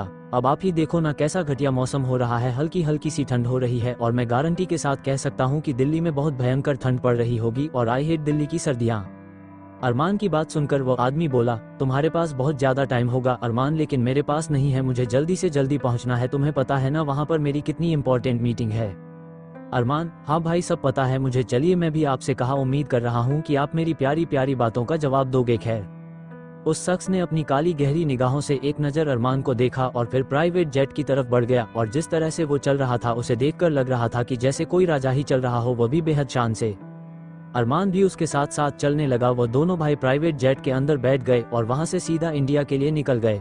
अरमान तो अपने कमरे में जाकर सो गया था, वही वो दूसरा शख्स जेट के हॉल में सोफे पर बैठा हुआ था और अपने फोन में कुछ चेक कर रहा था। तभी वहां पर एक सर्वेंट आया और उसने उस शख्स के आगे कॉफी का कप बढ़ाते हुए कहा, ये लीजिए सर, कॉफी पी लीजिए। उस आदमी ने सर्वेंट को हाथ दिखा दिया और वहां से जाने के लिए कह दिया। सर्वेंट चुपचाप वहां से जाने लगा, तभी उसका पैर मुड़ गया और कॉफी का कप उस आदमी के जूते पर गिर गया। ये देखकर उस आदमी को बहुत गुस्सा आया। उसने अपनी खतरनाक नजरों से और सर्वेंट की तरफ देखा तो वो घबराकर पीछे हटने लगा और वह आदमी अपनी भारी आवाज में गुस्से से बोला, जब काम करने के तरीके नहीं आते हैं तो ऐसे काम करते ही क्यों हो? सर्वेंट घबराते हुए बोला, माफ कीजिएगा सर, मेरा पैर मुड़ गया था। वो आदमी और जोर से बोला, तो ऐसे पैरों को अपने साथ रखते ही क्यों हो, कटवा कर एक तरफ रख दो ना, ताकि ना काम करना पड़ेगा ना कुछ और। उस आदमी की आवाज़ सुनकर वह सर्वेंट डरने लगा। वही अरमान अपने कमरे से बाहर आया और उसने ये सब देखा तो वह जल्दी से अपने बड़े भाई के पास आया और बोला, आश्रित भाई आप ठीक तो हो ना। आश्रित ने गुस्से से अरमान की तरफ देखा और बोला, इन लोगों को नौकरी पर क्यों रखते हो तुम? मैंने तुमसे साफ साफ कहा है कि मुझे वैसे ही लोग चाहिए जो काबिल हो, जिनमें काम करने के तरीके हो। ऐसे लोग मुझे बिल्कुल पसंद नहीं है जो लापरवाहियां करते हो। आश्रित की बात सुनकर अरमान बोला, सॉरी भाई, लेकिन इससे गलती हो गई, आइंदा से यह ध्यान रखेगा। इतना कहकर अरमान ने सर्वेंट से वहां से जाने के लिए कह दिया। सर्वेंट चुपचाप वहां से चला गया। तभी आश्रित बोला, इसे नौकरी से निकाल दो। मैं गारंटी के साथ कह सकता हूं कि ये इस सर्वेंट की यह पहली गलती नहीं होगी, इसने इससे भी पहले गलतियां की होगी और मुझे ये शख्स यहाँ पर मंजूर नहीं। अरमान ने गहरी सांस ली और आश्रित के बगल बैठकर बोला, भाई इतना गुस्सा नहीं करते, मैं मानता हूँ सर्वेब की गलती है, लेकिन उसने जानबूझकर कुछ भी नहीं किया है और इस बेचारे को जॉब से नहीं निकालना चाहिए। क्या पता किसकी क्या जरूरत हो। आश्रित गुस्से से कुछ बोलने लगा। तभी अरमान ने उसके आगे हाथ जोड़ लिए और कहा, प्लीज भाई गुस्सा मत करना, शांत हो जाते हैं। हमें तो खुश होना चाहिए, हम 1 महीने बाद इंडिया वापस जा रहे हैं, मम्मी पापा से मिलेंगे। प्लीज ये सब जो हुआ उसे भूल जाए, आज के बाद कोई लापरवाही नहीं करेगा कर। आश्रित अपनी आंखें बंद करके बैठ गया। अब जाकर अरमान ने चैन की सांस ली और वह आश्रित के बगल में ही बैठ गया। अगली सुबह 6 बजे भारत में आश्रित और अरमान अपनी गाड़ी में बैठकर सीधा ठाकुर विला के लिए निकल गए। वो दोनों जैसे ही ठाकुर विला पहुंचे तो उनके माता पिता द्वारा पर ही खड़े थे उनके स्वागत के लिए। ये देखकर अरमान बहुत खुश हो गया। वह जल्दी से गाड़ी से बाहर आया और सबसे पहले अपने बड़े पापा यानी कि असीम के पास आया और झट से उसके गले लग गया। असीम ने भी कसकर अपने भतीजे अरमान को गले लगा लिया और प्यार से बोला, बहुत याद किया हमने तुम दोनों को। अरमान मुस्कुराते हुए बोला, मैंने तो और भी ज्यादा याद किया आप सबको। आप सबके पास कम से कम वैरायटी तो थी, मेरे पास तो घूम फिर आकर बस आश्रित भाई जो मुकुराते भी केवल किस्तों में ही है। आश्रित भैया और इनका एक खतरनाक गुस्सा। असीम मुस्कुराने लगा। उसने अरमान के पीछे गाड़ी की तरफ देखा जिसमें से आश्रित बाहर निकला। उसने अपने कोट को ठीक किया और असीम की तरफ देखने लगा। असीम उसकी मुस्कुरा दिया तो आश्रित के चेहरे पर भी छोटी सी मुस्कान आ गई और वह अपने पापा के पास आया और उनके सीने से लग गया। 1 महीने बाद अपने बेटे से मिलकर असीम को बहुत अच्छा लग रहा था। वही अरमान श्रीति के पास आया और उसके भी गले लग गया। फिर वह अपने मम्मी पापा से मिलने लगा। असीम ने आश्रित के कंधे पर हाथ रखा और गर्व से बोला, बहुत खुश हूँ मैं बेटा तुम्हारी तरक्की देखकर। इसी तरह हमेशा आगे बढ़ते रहो और हम सबका नाम रोशन करते रहो। आश्रित ने हाँ में अपनी गर्दन हिला दी। फिर वह श्रीति के पास आया। वो जैसे ही उसके पास जाने लगी तभी आश्रित उससे दूर हो गया। ये देखकर श्रीति हैरान हो गई। उसे अजीब सा दर्द होने लगा कि क्या उसका बेटा उससे नाराज हो गया है। लेकिन तभी आश्रित ने श्रीति के दोनों हाथ पकड़ लिए और उसकी आंखों में देखते हुए बोला, कैसी है आप माँ, आपकी तबीयत तो ठीक है ना? आश्रित की बात सुनकर श्रीति के चेहरे पर मुस्कान आ गई और वो झट से अपने बेटे के गले लग गई। आश्रित ने भी अपनी बाहों में अपनी माँ को भर लिया। वो बहुत खुश था अपनी माँ से मिलकर। बाद में वो अपने चाचा और चाची से भी मिला। ठाकुर परिवार खुश हो गया था। उनके 2 चिराग घर जो लौट आए थे। दक्ष ने भी अमर जी का सरनेम अपने नाम के पीछे लगा लिया था और उनका बेटा बन गया था। लंच के वक्त सब लोग डाइनिंग एरिया में इकट्ठे हुए थे और आपस में बातचीत कर रहे थे। वहीं आश्रित चुपचाप अपना लंच कर रहा था। उसे देखकर असीम बोला, क्या हुआ बेटा, कहीं जाना है क्या? आश्रित, शाम को जरूरी मीटिंग है, उसके बाद एक जमीन का सौदा करने जाना है। काफी वक्त से अटकी हुई है, वो पता नहीं कौन बस्ती वाले हैं जो इसमें अडंगा लगा रहे हैं। असीम, अगर कोई गरीब है तो उनसे उनकी जमीन मत छीनना बेटा, कोई और जमीन देख लेना। आश्रित, ये सब फालतू की बातें हैं, मुझे बस किसी भी कीमत पर वहीं जमीन चाहिए और वहां पर बहुत जल्द मॉल बनने का काम शुरू होगा। इतना कहकर आश्रित अपनी जगह से खड़ा हो गया और पानी पीते हुए बोला, रात को मिलते हैं। इतना कहकर आश्रित वहां से चला गया। सब लोग तो उसे देखते ही रह गए। असीम ने अरमान की तरफ देखा और कहा, अरमान तुम ख्याल रखना बेटा, किसी गरीब के साथ कुछ बुरा नहीं होना चाहिए। अरमान, बड़े पापा मैं अपनी पूरी कोशिश करूंगा, लेकिन भाई के आगे कोई कुछ नहीं बोल सकता, पर इतना तो पक्का है कि वो किसी बेकसूर के साथ गलत नहीं करते। असीम और बाकी सभी घरवाले टेंशन में आ गए। कुछ देर में अरमान भी कंपनी के लिए निकल गया। दिल्ली को कच्ची बस्ती एरिया में बस्ती के सामूहिक हॉल में एक मीटिंग चल रही थी और वहां पर बहुत सारे लोग इकट्ठे होकर आपस में कुछ बातें कर रहे थे। तभी वहां पर एक लड़की आई जिसने व्हाइट नेट का टॉप और ब्लैक जीन्स पहनी हुई थी। उसने अपने बालों की पोनी टेल बनाई हुई थी और चेहरे पर प्यारी सी मुस्कान थी। गोरे गाल और गाल में पड़ते उसके खूबसूरत से डिम्पल, नीली आंखें, गुलाबी पतले होंठ और आकर्षक व्यक्तित्व वाली वो खूबसूरत लड़की सबके बीच में आकर अपनी मीठी आवाज में बोली, कैसे हैं आप सब लोग? उस लड़की की आवाज सुनकर सभी का ध्यान उस पर गया तो सबके चेहरे पर प्यारी से मुस्कान आ गई और सब एक साथ बोले, हम बहुत अच्छे हैं बेटा, वो लड़की मुस्कुराते हुए बोली। मुझे पता है आप सबको अपनी जमीन की चिंता है, लेकिन फिक्र न करें, मैं आप सब की तरफ से उस बिल्डर से बात करूंगी और इस जमीन को बचा लूंगी। उस लड़की की बात सुनकर एक आदमी बोला, लेकिन छावनी बेटा, सुना है वो बिल्डर बहुत खतरनाक आदमी है, वो हम जैसे छोटे लोगों को कुछ समझता ही नहीं है और उसे हमारी जमीन पर मॉल बनाना है, इसलिए उसे ये जमीन किसी भी कीमत पर चाहिए और इतने बड़े आदमी से तुम कैसे लड़ोगी। छावनी के चेहरे पर मुस्कान आ गई और वो बोला, अंकल आप चिंता मत कीजिए, मैं उन्हें मना लूंगी, उन्हें समझा दूंगी कि आप सबको जमीन की कितनी जरूरत है और वैसे भी वो कितने ही खतरनाक क्यों न हो, पर उनके पास भी दिल तो होगा ही और उन्हें भी दया आती होगी, तो वो मेरी बात जरूर सुनेंगे। छावनी की बात सुनकर सब लोग एक दूसरे की तरफ देखने लगे। छावनी की बात सुनकर सब लोग परेशान दिख रहे थे। वह कोई बड़ी नेता या फिर कोई बड़ी अधिकारी नहीं थी, वह बस एक आम लड़की थी जो उनकी बस्ती के बाजू वाली एक बिल्डिंग के फ्लैट में रहती थी, वह भी अपने छोटी बहन के साथ। वह भी कोई ज्यादा अमीर या फिर उच्च घराने की नहीं थी, उसके पास भी ऐसी कोई ताकत नहीं थी कि वह इतने बड़े बिल्डर से बात कर सके, लेकिन क्योंकि वह स्वभाव में बहुत अच्छी थी और उसके बात करने का तरीका हमेशा से ही बहुत अच्छा होता है, तब वह लोग अपनी समस्या उससे कह देते थे। और वह नगर पालिका में काम करती थी, इसलिए वह वहां जाकर नगर पालिका के अधिकारियों से बस्ती वालों की प्रॉब्लम को साझा कर देती थी, फिर बस्ती वालों की प्रॉब्लम दूर हो जाया करती थी।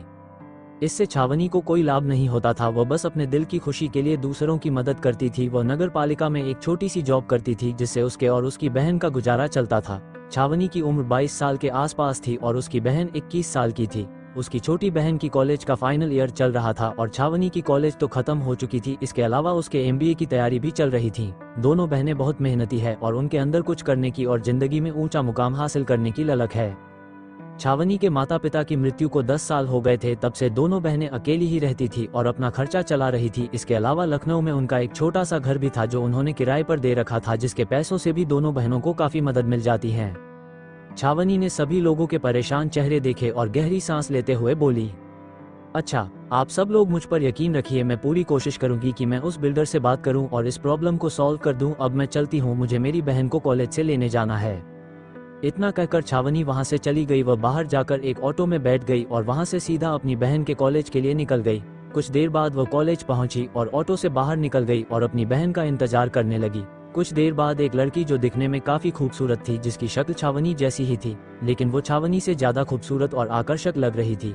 अपनी बहन को आता देख छावनी उसकी तरफ बढ़ने लगी। उसकी बहन ने भी छावनी की तरफ देखा और जैसे ही वह अपनी बहन के करीब आई उसके गले लग गई और प्यार से बोली, कैसी हो आप दीदी? छावनी, सुबह ही तो मिले थे छोटी, और तुम अभी से पूछ रही हो तो कैसी हो? वह लड़की मुस्कुराते हुए बोली, वह बात तो है दीदी, लेकिन क्या करूं, ये 5 घंटे भी मैं आपके बिना बीता नहीं सकती, आपकी फिक्र लगी रहती है, इसलिए पूछ लिया कि आप कैसी हो। छावनी मुस्कुराते हुए बोली, छाया तुम्हारी बहन बिल्कुल ठीक, अब घर चले। छावनी की बात सुनकर छाया मुस्कुराते हुए बोली, हाँ दीदी जल्दी से घर चलिए, मुझे बहुत भूख लगी है, सोच रही हूँ घर जाकर किचन के ऊपर धावा बोल दूंगी, जो कुछ रखा है वो सबका सब खा लूंगी। छाया की बात सुनकर छावनी हंसने लगी। वह दोनों बहनें ऑटो में बैठ गई और अपने घर के लिए निकल गई। कुछ देर बाद वह दोनों अपने फ्लैट की बिल्डिंग पहुंच गए और लिफ्ट से जल्दी से अपने फ्लैट के अंदर चली गई। उनके फ्लैट 7th फ्लोर पर था। ज्यादा बड़ा फ्लैट तो नहीं था, लेकिन 2 BHK था जिसमें वह दोनों बहनें आराम से रहती थी। छावनी स्वभाव से थोड़ी गुस्सैल थी, यानी कि वह काफी उग्रवादी थी, और वही उसके विपरीत छाया थी जो कि बहुत शांत स्वभाव की थी। उसे फालतू में किसी पंगे में पड़ने का शौक नहीं था, लेकिन छावनी हर पंगों में पड़ा करती थी। उसकी छोटी बहन छाया उसे हमेशा समझाती थी, लेकिन छावनी किसी की नहीं सुनती थी। लेकिन दोनों बहनें एक दूसरे से बहुत प्यार करती थी, एक दूसरे के लिए अपनी जान भी दे सकती थी। अब इन दोनों की जिंदगी आगे कैसी होने वाली थी, यह हमें आगे कहानी में पता चलेगा। रात के 11 बजे छावनी अपने कमरे में इधर उधर टहल रही थी और गहराई से कुछ सोच रही थी। तभी छाया उसके कमरे में आई और उसको देखते हुए बोली, अब कौन सा नया युद्ध करना है आपको दीदी, जो आपकी छावनी में इतनी तैयारी चल रही है? छाया की बात सुनकर छावनी बोली, तुम मिस्टर आश्रित ठाकुर को जानती हो ना? छावनी की बात सुनकर छाया कुछ सोचते हुए बोली, नहीं मैं तो नहीं जानती, कौन है, आपका बॉयफ्रेंड है क्या? इतना कहकर छाया हंसने लगी। तभी छावनी गुस्से से बोली, बॉयफ्रेंड माय फुट, ऐसे इंसान को मैं अपने आसपास भी ना भटकने दूं तो बॉयफ्रेंड बनाना तो बहुत दूर की बात है। आश्रित ठाकुर बहुत बड़ा बिल्डर है, इंडिया का दिल्ली में ही रहता है, सुना है दिल का बड़ा छोटा इंसान है, इतना पैसा है लेकिन गरीबों के लिए उसके पास कुछ भी नहीं है। हमारे पड़ोस में जो बस्ती है उन लोगों की एक जमीन है जिस पर नजर है उस आश्रित ठाकुर की, उसे हड़प कर वहां पर मॉल बनाना चाहता है, लेकिन मैं उसे वह जमीन हड़पने नहीं दूंगी। छावनी की बात सुनकर छाया परेशान होकर बोली, दीदी देखिए, जैसा कि आपने मुझे बताया कि वह बहुत बड़ा आदमी है, तो प्लीज आप उनसे पंगा मत लीजिए, हम बिल्डर लोगों तक नहीं पहुंच सकते। दीदी, अभी तक आप नगर पालिका के लोगों से लड़ाया करती थी, वह सब ठीक है, लेकिन बिल्डर एक बहुत बड़ी पोस्ट हो जाती है, हमें उनसे पंगा नहीं लेना चाहिए। छाया की बात सुनकर छावनी बोली, तुम मेरी बहन होकर इतनी डरपोक कैसे हो? वह कितना ही बड़ा आदमी क्यों ना हो, पर वो इसे गरीबों की जमीन नहीं छीन सकता। छाया, दीदी मैं डरपोक नहीं हूँ, मैं आपको बस यही कहना चाहती हूँ कि फालतू के पंगे नहीं लेने चाहिए जब वह हमारी औकात से बाहर हो। हम बहुत आम लोग हैं दीदी, शांति से अपनी जिंदगी गुजारते, 2 वक्त की रोटी खाते हैं, पढ़ाई करते हैं, जॉब की तैयारी करते हैं, बस ये सिंपल सी लाइफ है हमारी। उन लोगों तक हमें नहीं पहुँचना है दीदी, हमारा फ्यूचर उनके साथ नहीं है। छावनी गुस्से से बोली, देख छाया, तुम छोटी हो तो छोटी बनकर रहा कर, मुझे ज्ञान मत दिया करो। तुम तो उस आश्रित ठाकुर का ऐसे पक्ष ले रही हो जैसे वह तुम्हारे होने वाला पति हो। छाया, दीदी ऐसा कुछ नहीं है, मैं तो उस इंसान को जानती तक नहीं हूँ, आप मेरी बात समझिए, तो इन सब मामलों में मत पड़ा कीजिए, आराम से पढ़ाई पर ध्यान दीजिए, और वैसे भी आपको आगे बढ़कर बहुत बड़ी जॉब करनी है। इतना कहकर छाया वहां से चली गई। छाया के जाते ही छावनी गुस्से से बोली, नहीं छोटी, मुझे उस इंसान से बात करनी ही होगी और उसे सबक सिखाना ही होगा, उसे भी तो पता चले गरीबों के साथ अत्याचार करने से क्या होता है। छाया अपने कमरे में आ गई और अपने आप को आईने में देखते हुए बोली, हम लड़कियां हैं दीदी, यह जमाना हमारे लिए सही नहीं है, पता नहीं वह कौन इंसान है, कितना बड़ा आदमी है, और हम उससे पंगा लेने जाएंगे, उसके रास्ते में आएंगे तो पता नहीं वह हमारे साथ क्या करेगा, और हमारे पास ऐसा कोई ऑप्शन नहीं है कि हम खुद को बचा पाएंगे। मेरी बात मानिए दीदी, यह जिद छोड़ दीजिए, इतने बड़े आदमी से पंगा मत लीजिए। इतना कहकर छाया ने अपना फोन लिया और गूगल पर आश्रित ठाकुर का नाम सर्च किया तो उसे सबसे पहला आश्रित की तस्वीर दिखाई दी, जिसे देखकर एक पल के लिए तो वह खो गई, क्योंकि उसके सामने बेहद हैंडसम इंसान था। उसके चेहरे पर छोटी सी मुस्कान थी और उसको देखकर लग रहा था कि वह बहुत बड़ा और रईस आदमी है। उसके चेहरे पर शान और रौब साफ साफ दिख रहा था। छाया अपने ख्यालों से बाहर आई और आश्रित के बारे में इंफॉर्मेशन पढ़ने लगी। उसने जो पढ़ा उसे पढ़कर उसे डर लग रहा था। उसका फैसला सही था, उसे अपनी बहन को समझाना ही होगा कि उसे इतने बड़े आदमी से पंगा नहीं लेना चाहिए। छाया ने अपना फोन बंद करके साइड में रख दिया और बेड पर जाकर लेट गई।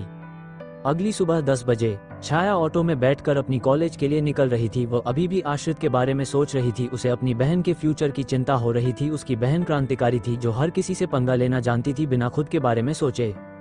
वह गरीबों का भला करना चाहती थी, जबकि वह खुद भी इतनी कोई अमीर नहीं थी, और उसके इसी स्वभाव से छाया बहुत परेशान थी, क्योंकि उसे इन सब मामलों में नहीं पड़ना होता था। वह एक सिंपल सी जिंदगी बिताना चाहती थी, लेकिन छाया को और छावनी को नहीं पता था कि उन दोनों की जिंदगी बहुत जल्द बदलने वाली है और उनकी जिंदगी में ऐसे शख्स की एंट्री होने वाली है जो उन दोनों की जिंदगी को पूरी तरह से बदल कर रख देगा। और अब उन दोनों के फ्यूचर का क्या अंजाम होगा, ये सिर्फ और सिर्फ इस शख्स के हाथों में होगा। अचानक से छाया की ऑटो सुनसान जगह पर जाकर रुक गई। ऑटो वाला बाहर निकला और अपनी रिक्शा को चेक करने लगा। तभी उसे देखा कि उसके रिक्शा का टायर पंचर हो गया था। ये देखकर वो परेशान हो गया और उसके चेहरे को देखकर छाया बोली, क्या हुआ भैया, ऑटो क्यों रुक गई? ऑटो वाला, बहन टायर पंचर हो गया है। छाया परेशान होकर बोली, हे भगवान, तो फिर मैं कॉलेज कैसे जा पाऊंगी? और यह जगह तो बहुत सुनसान नजर आती है, मुझे यहाँ दूर दूर तक कोई दिखाई नहीं दे रहा। रिक्शा वाला, ऐसा कीजिए आप बाहर खड़ी हो जाए और किसी रिक्शा का इंतजार कीजिए, तब तक मैं पंचर ठीक कर देता हूँ। छाया ऑटो से उतर गई और सड़क के किनारे पर खड़ी हो गई और ऑटो का इंतजार करने लगी, लेकिन उस सड़क से एक भी ऑटो नहीं गुजर रही थी। छाया को कॉलेज के लिए बहुत देरी हो रही थी। कुछ देर बाद वहां पर 2-3 लड़के आ गए और छाया के बगल में खड़े हो गए हैं। छाया उनको इग्नोर करते हुए थोड़ी दूर जाकर खड़ी हो गई तो लड़के भी उसके पास जाकर खड़े हो गए। छाया घबराने लगी। वो बहुत मासूम सीधी लड़की थी, इन सब चीजों से उसे बहुत डर लगता था। वह वापस से ऑटो में जाकर बैठ गई तो वह लड़के उसके पीछे पीछे ऑटो के पास आ गए और उसे छेड़ते हुए बोले, और अनारकली अपने सलीम के लिए डांस नहीं करेगी क्या? देख यहाँ तो तुझे 3-3 सलीम मिल रहे हैं, तेरे तो मजे है रे। लड़कों की गंदी बातें सुनकर वो ऑटो वाला गुस्से से बोला, देखो तुम लोग यहाँ से चले जाओ, किसी लड़की के साथ ऐसे बदतमीजी करना बहुत गलत होता है। ऑटो वाले को देखकर एक लड़का उसके पास गया, उसकी कॉलर पकड़कर बोला, चुपचाप अपना काम कर वरना इधर ही तेरे को काट दूंगा, फिर क्या करेगा तू? ऑटो वाला उन गुंडों को देखकर डर गया और चुपचाप अपना टायर पंचर ठीक करने लगा। छाया को बहुत डर लग रहा था। वो ऑटो के अंदर सिमट कर बैठी हुई थी। तभी एक लड़का अंदर बैठ गया। ये देखकर छाया घबराने लगी और जल्दी से ऑटो से बाहर निकलकर वहां से भागने लगी तो वह तीनों लड़के उसके पीछे पीछे भागने लगे। छाया भाग रही थी और उसका दुपट्टा हवा में उड़ रहा था, खुले लंबे रेशमी बाल हवा में लहरा रहे थे। वो भागे जा रही थी और बार बार मुड़कर पीछे देख रही थी। तभी उसे ध्यान नहीं रहा, उसके सामने से कुछ गाड़ियां आ रही थी और छाया सड़क के बीचों बीच भाग रही थी। गाड़ी ने सही वक्त पर ब्रेक लगा दिया और छाया उस गाड़ी से टकराकर उसके बोनट पर झुक गई। उसका चेहरा झुका हुआ था, उसके बाल बिखरकर आगे आ गए थे। वहीं गाड़ी के अंदर बैठा ड्राइवर गुस्से से छाया को देखने लगा और उसके बगल में बैठा एक और शख्स अपनी गुस्से निगाहों से छाया को देख रहा था। वहीं बैक सीट पर बैठा एक आदमी हैरानी से और गुस्से से छाया को देख रहा था कि ये लड़की कौन है और उसकी हिम्मत कैसे हुई गाड़ी के बीच में आने की। ड्राइवर बाहर निकलने लगा, तभी उसके बगल में पैसेंजर सीट पर बैठा आदमी गाड़ी से बाहर निकला और छाया को देखते हुए गुस्से से बोला, यह क्या बदतमीजी है, अगर सुसाइड करना है तो किसी और गाड़ी को चुनो, हमारी गाड़ी के सामने आने की जरूरत नहीं थी।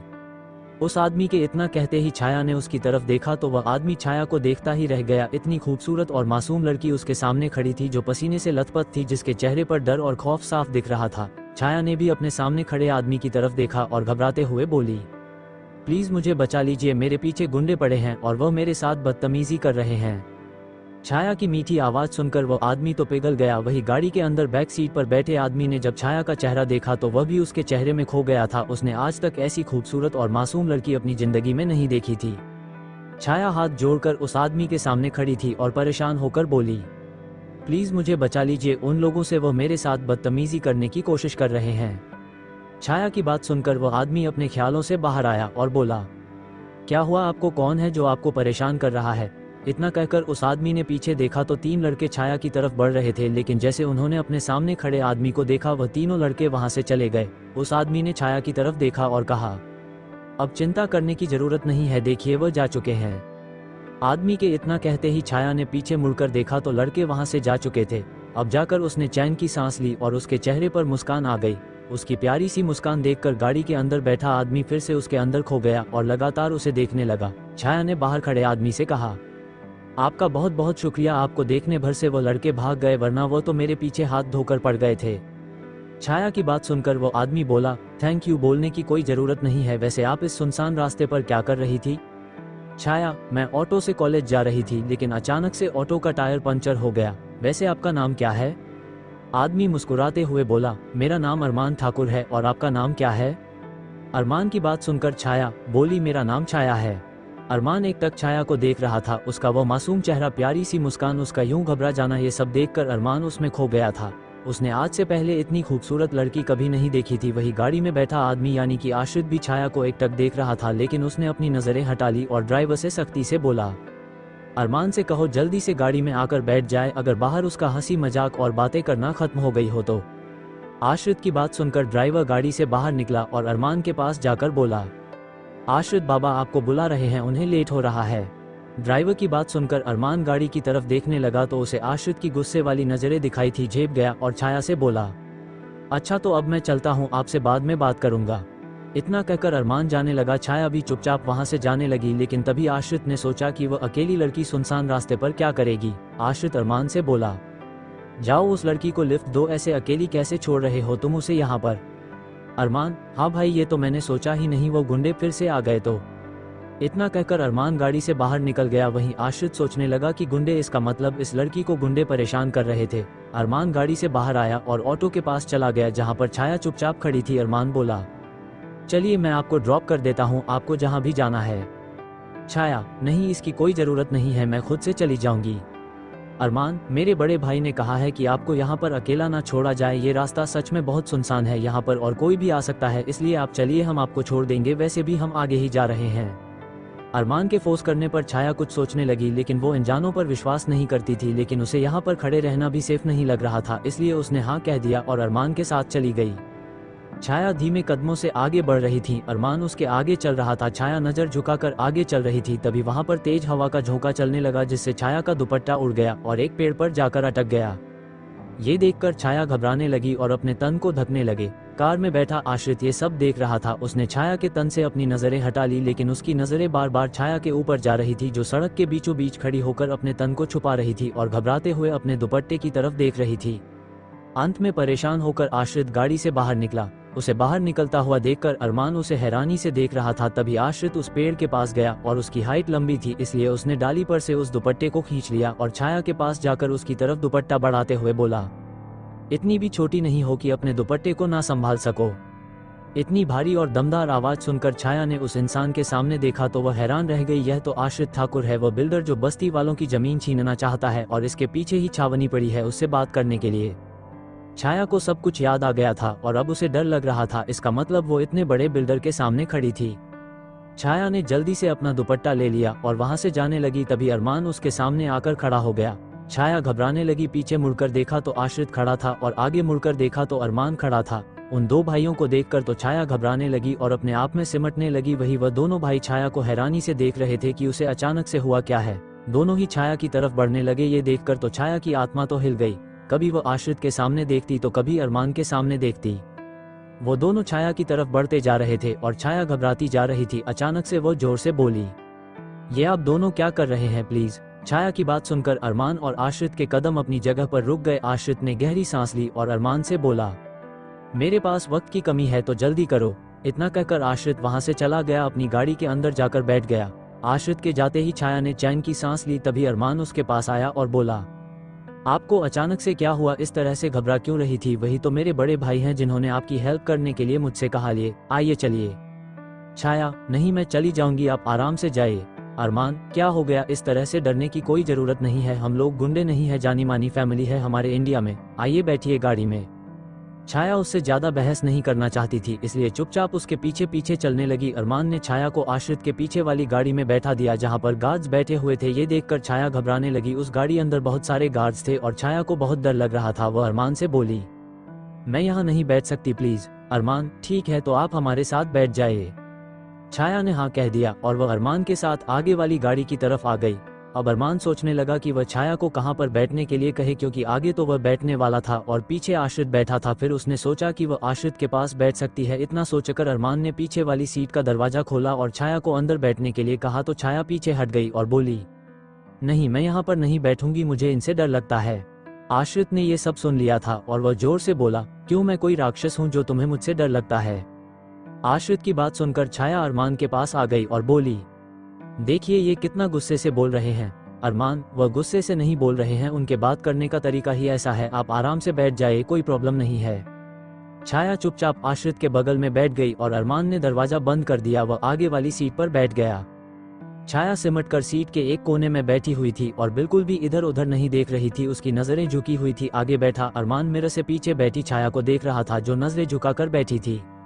अरमान के चेहरे पर प्यारी सी मुस्कान थी और वह बार बार छाया के बारे में सोच रहा था। वही छाया के बगल में बैठा आश्रित अपना फोन चला रहा था, लेकिन पता नहीं क्यों बार बार उसकी नजरें भी छाया के ऊपर जा रही थी। उसने एक नजर छाया को देखा और फिर दोबारा से अपनी नजर हटा ली। कार में एकदम शांति बनी हुई थी, कोई कुछ नहीं बोल रहा था। कुछ देर बाद छाया का कॉलेज आ गया। वह गाड़ी से उतर गई और उसने अरमान को कहा, आपका बहुत बहुत शुक्रिया, आपने मेरी बहुत हेल्प की है। छाया को अरमान को थैंक यू बोलना और आश्रित से कुछ न कहना आश्रित को बहुत बुरा लग रहा था। उसे गुस्सा आ रहा था कि ये लड़की उसे बिल्कुल भी देख नहीं रही थी, ना उसे थैंक यू कह रही थी, जबकि उसे लिफ्ट देने के लिए आश्रित ने ही कहा था। छाया की बात सुनकर अरमान बोला, इट्स ओके, थैंक यू कहने की जरूरत नहीं है, ये तो हमारा फर्ज था। छाया मुस्कुराते हुए वहां से चली गई। वहीं ये दोनों भाई छाया को देख रहे थे। उसके लंबे बाल हवा में लहरा रहे थे और वह ठुमकते हुए कॉलेज के अंदर जा रही थी। न जाने आश्रित के दिल में अचानक से ये कैसी भावना आ गई थी जो आज से पहले कभी नहीं आई थी। वह ना चाहते हुए भी एक लड़की की तरफ देख रहा था, उसमें खो रहा था। आश्रित अपने ख्यालों से बाहर आया और वापस अपने लैपटॉप में देखने लगा। वही अरमान अभी तक छाया को देख रहा था और उसके बारे में ही सोच रहा था। कुछ देर बाद छाया उसकी नजरों से ओझल हो गई। वो लोग भी वहां से ठाकुर कंस्ट्रक्शन के लिए निकल गए। आश्रित सीधा आपके केबिन में चला गया और कुछ देर बाद अपनी मीटिंग अटेंड करने चला गया। अरमान भी मीटिंग में था। कुछ देर बाद उनकी मीटिंग खत्म हुई और वह दोनों अपने अपने केबिन में जाकर बैठ गए। आश्रित अपने ईमेल्स चेक कर रहा था, तभी उसका मैनेजर उसके केबिन में आया और बोला, गुड आफ्टरनून सर, आपसे मिलने कोई लड़की आई है, कह रही है कि उसे आपसे बस्ती की जमीन के सिलसिले में कोई बात करनी है।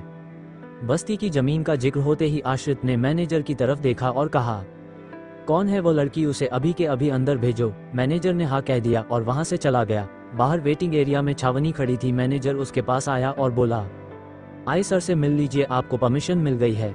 इतना कहकर छावनी और मैनेजर साथ साथ चलने लगे। वह आगे बढ़ रही थी, तभी साइड से एक आदमी अपने केबिन से बाहर निकला और छावनी से टकरा गया। छावनी जमीन पर गिरने ही वाली थी, लेकिन तभी उस आदमी ने छावनी को पकड़ लिया और अपनी बाहों में भर लिया। छावनी ने कसकर अपनी आंखें बंद कर ली। वही वह आदमी छावनी के चेहरे को गौर से देखने लगा और अचानक से बोला, छाया तुम यहाँ।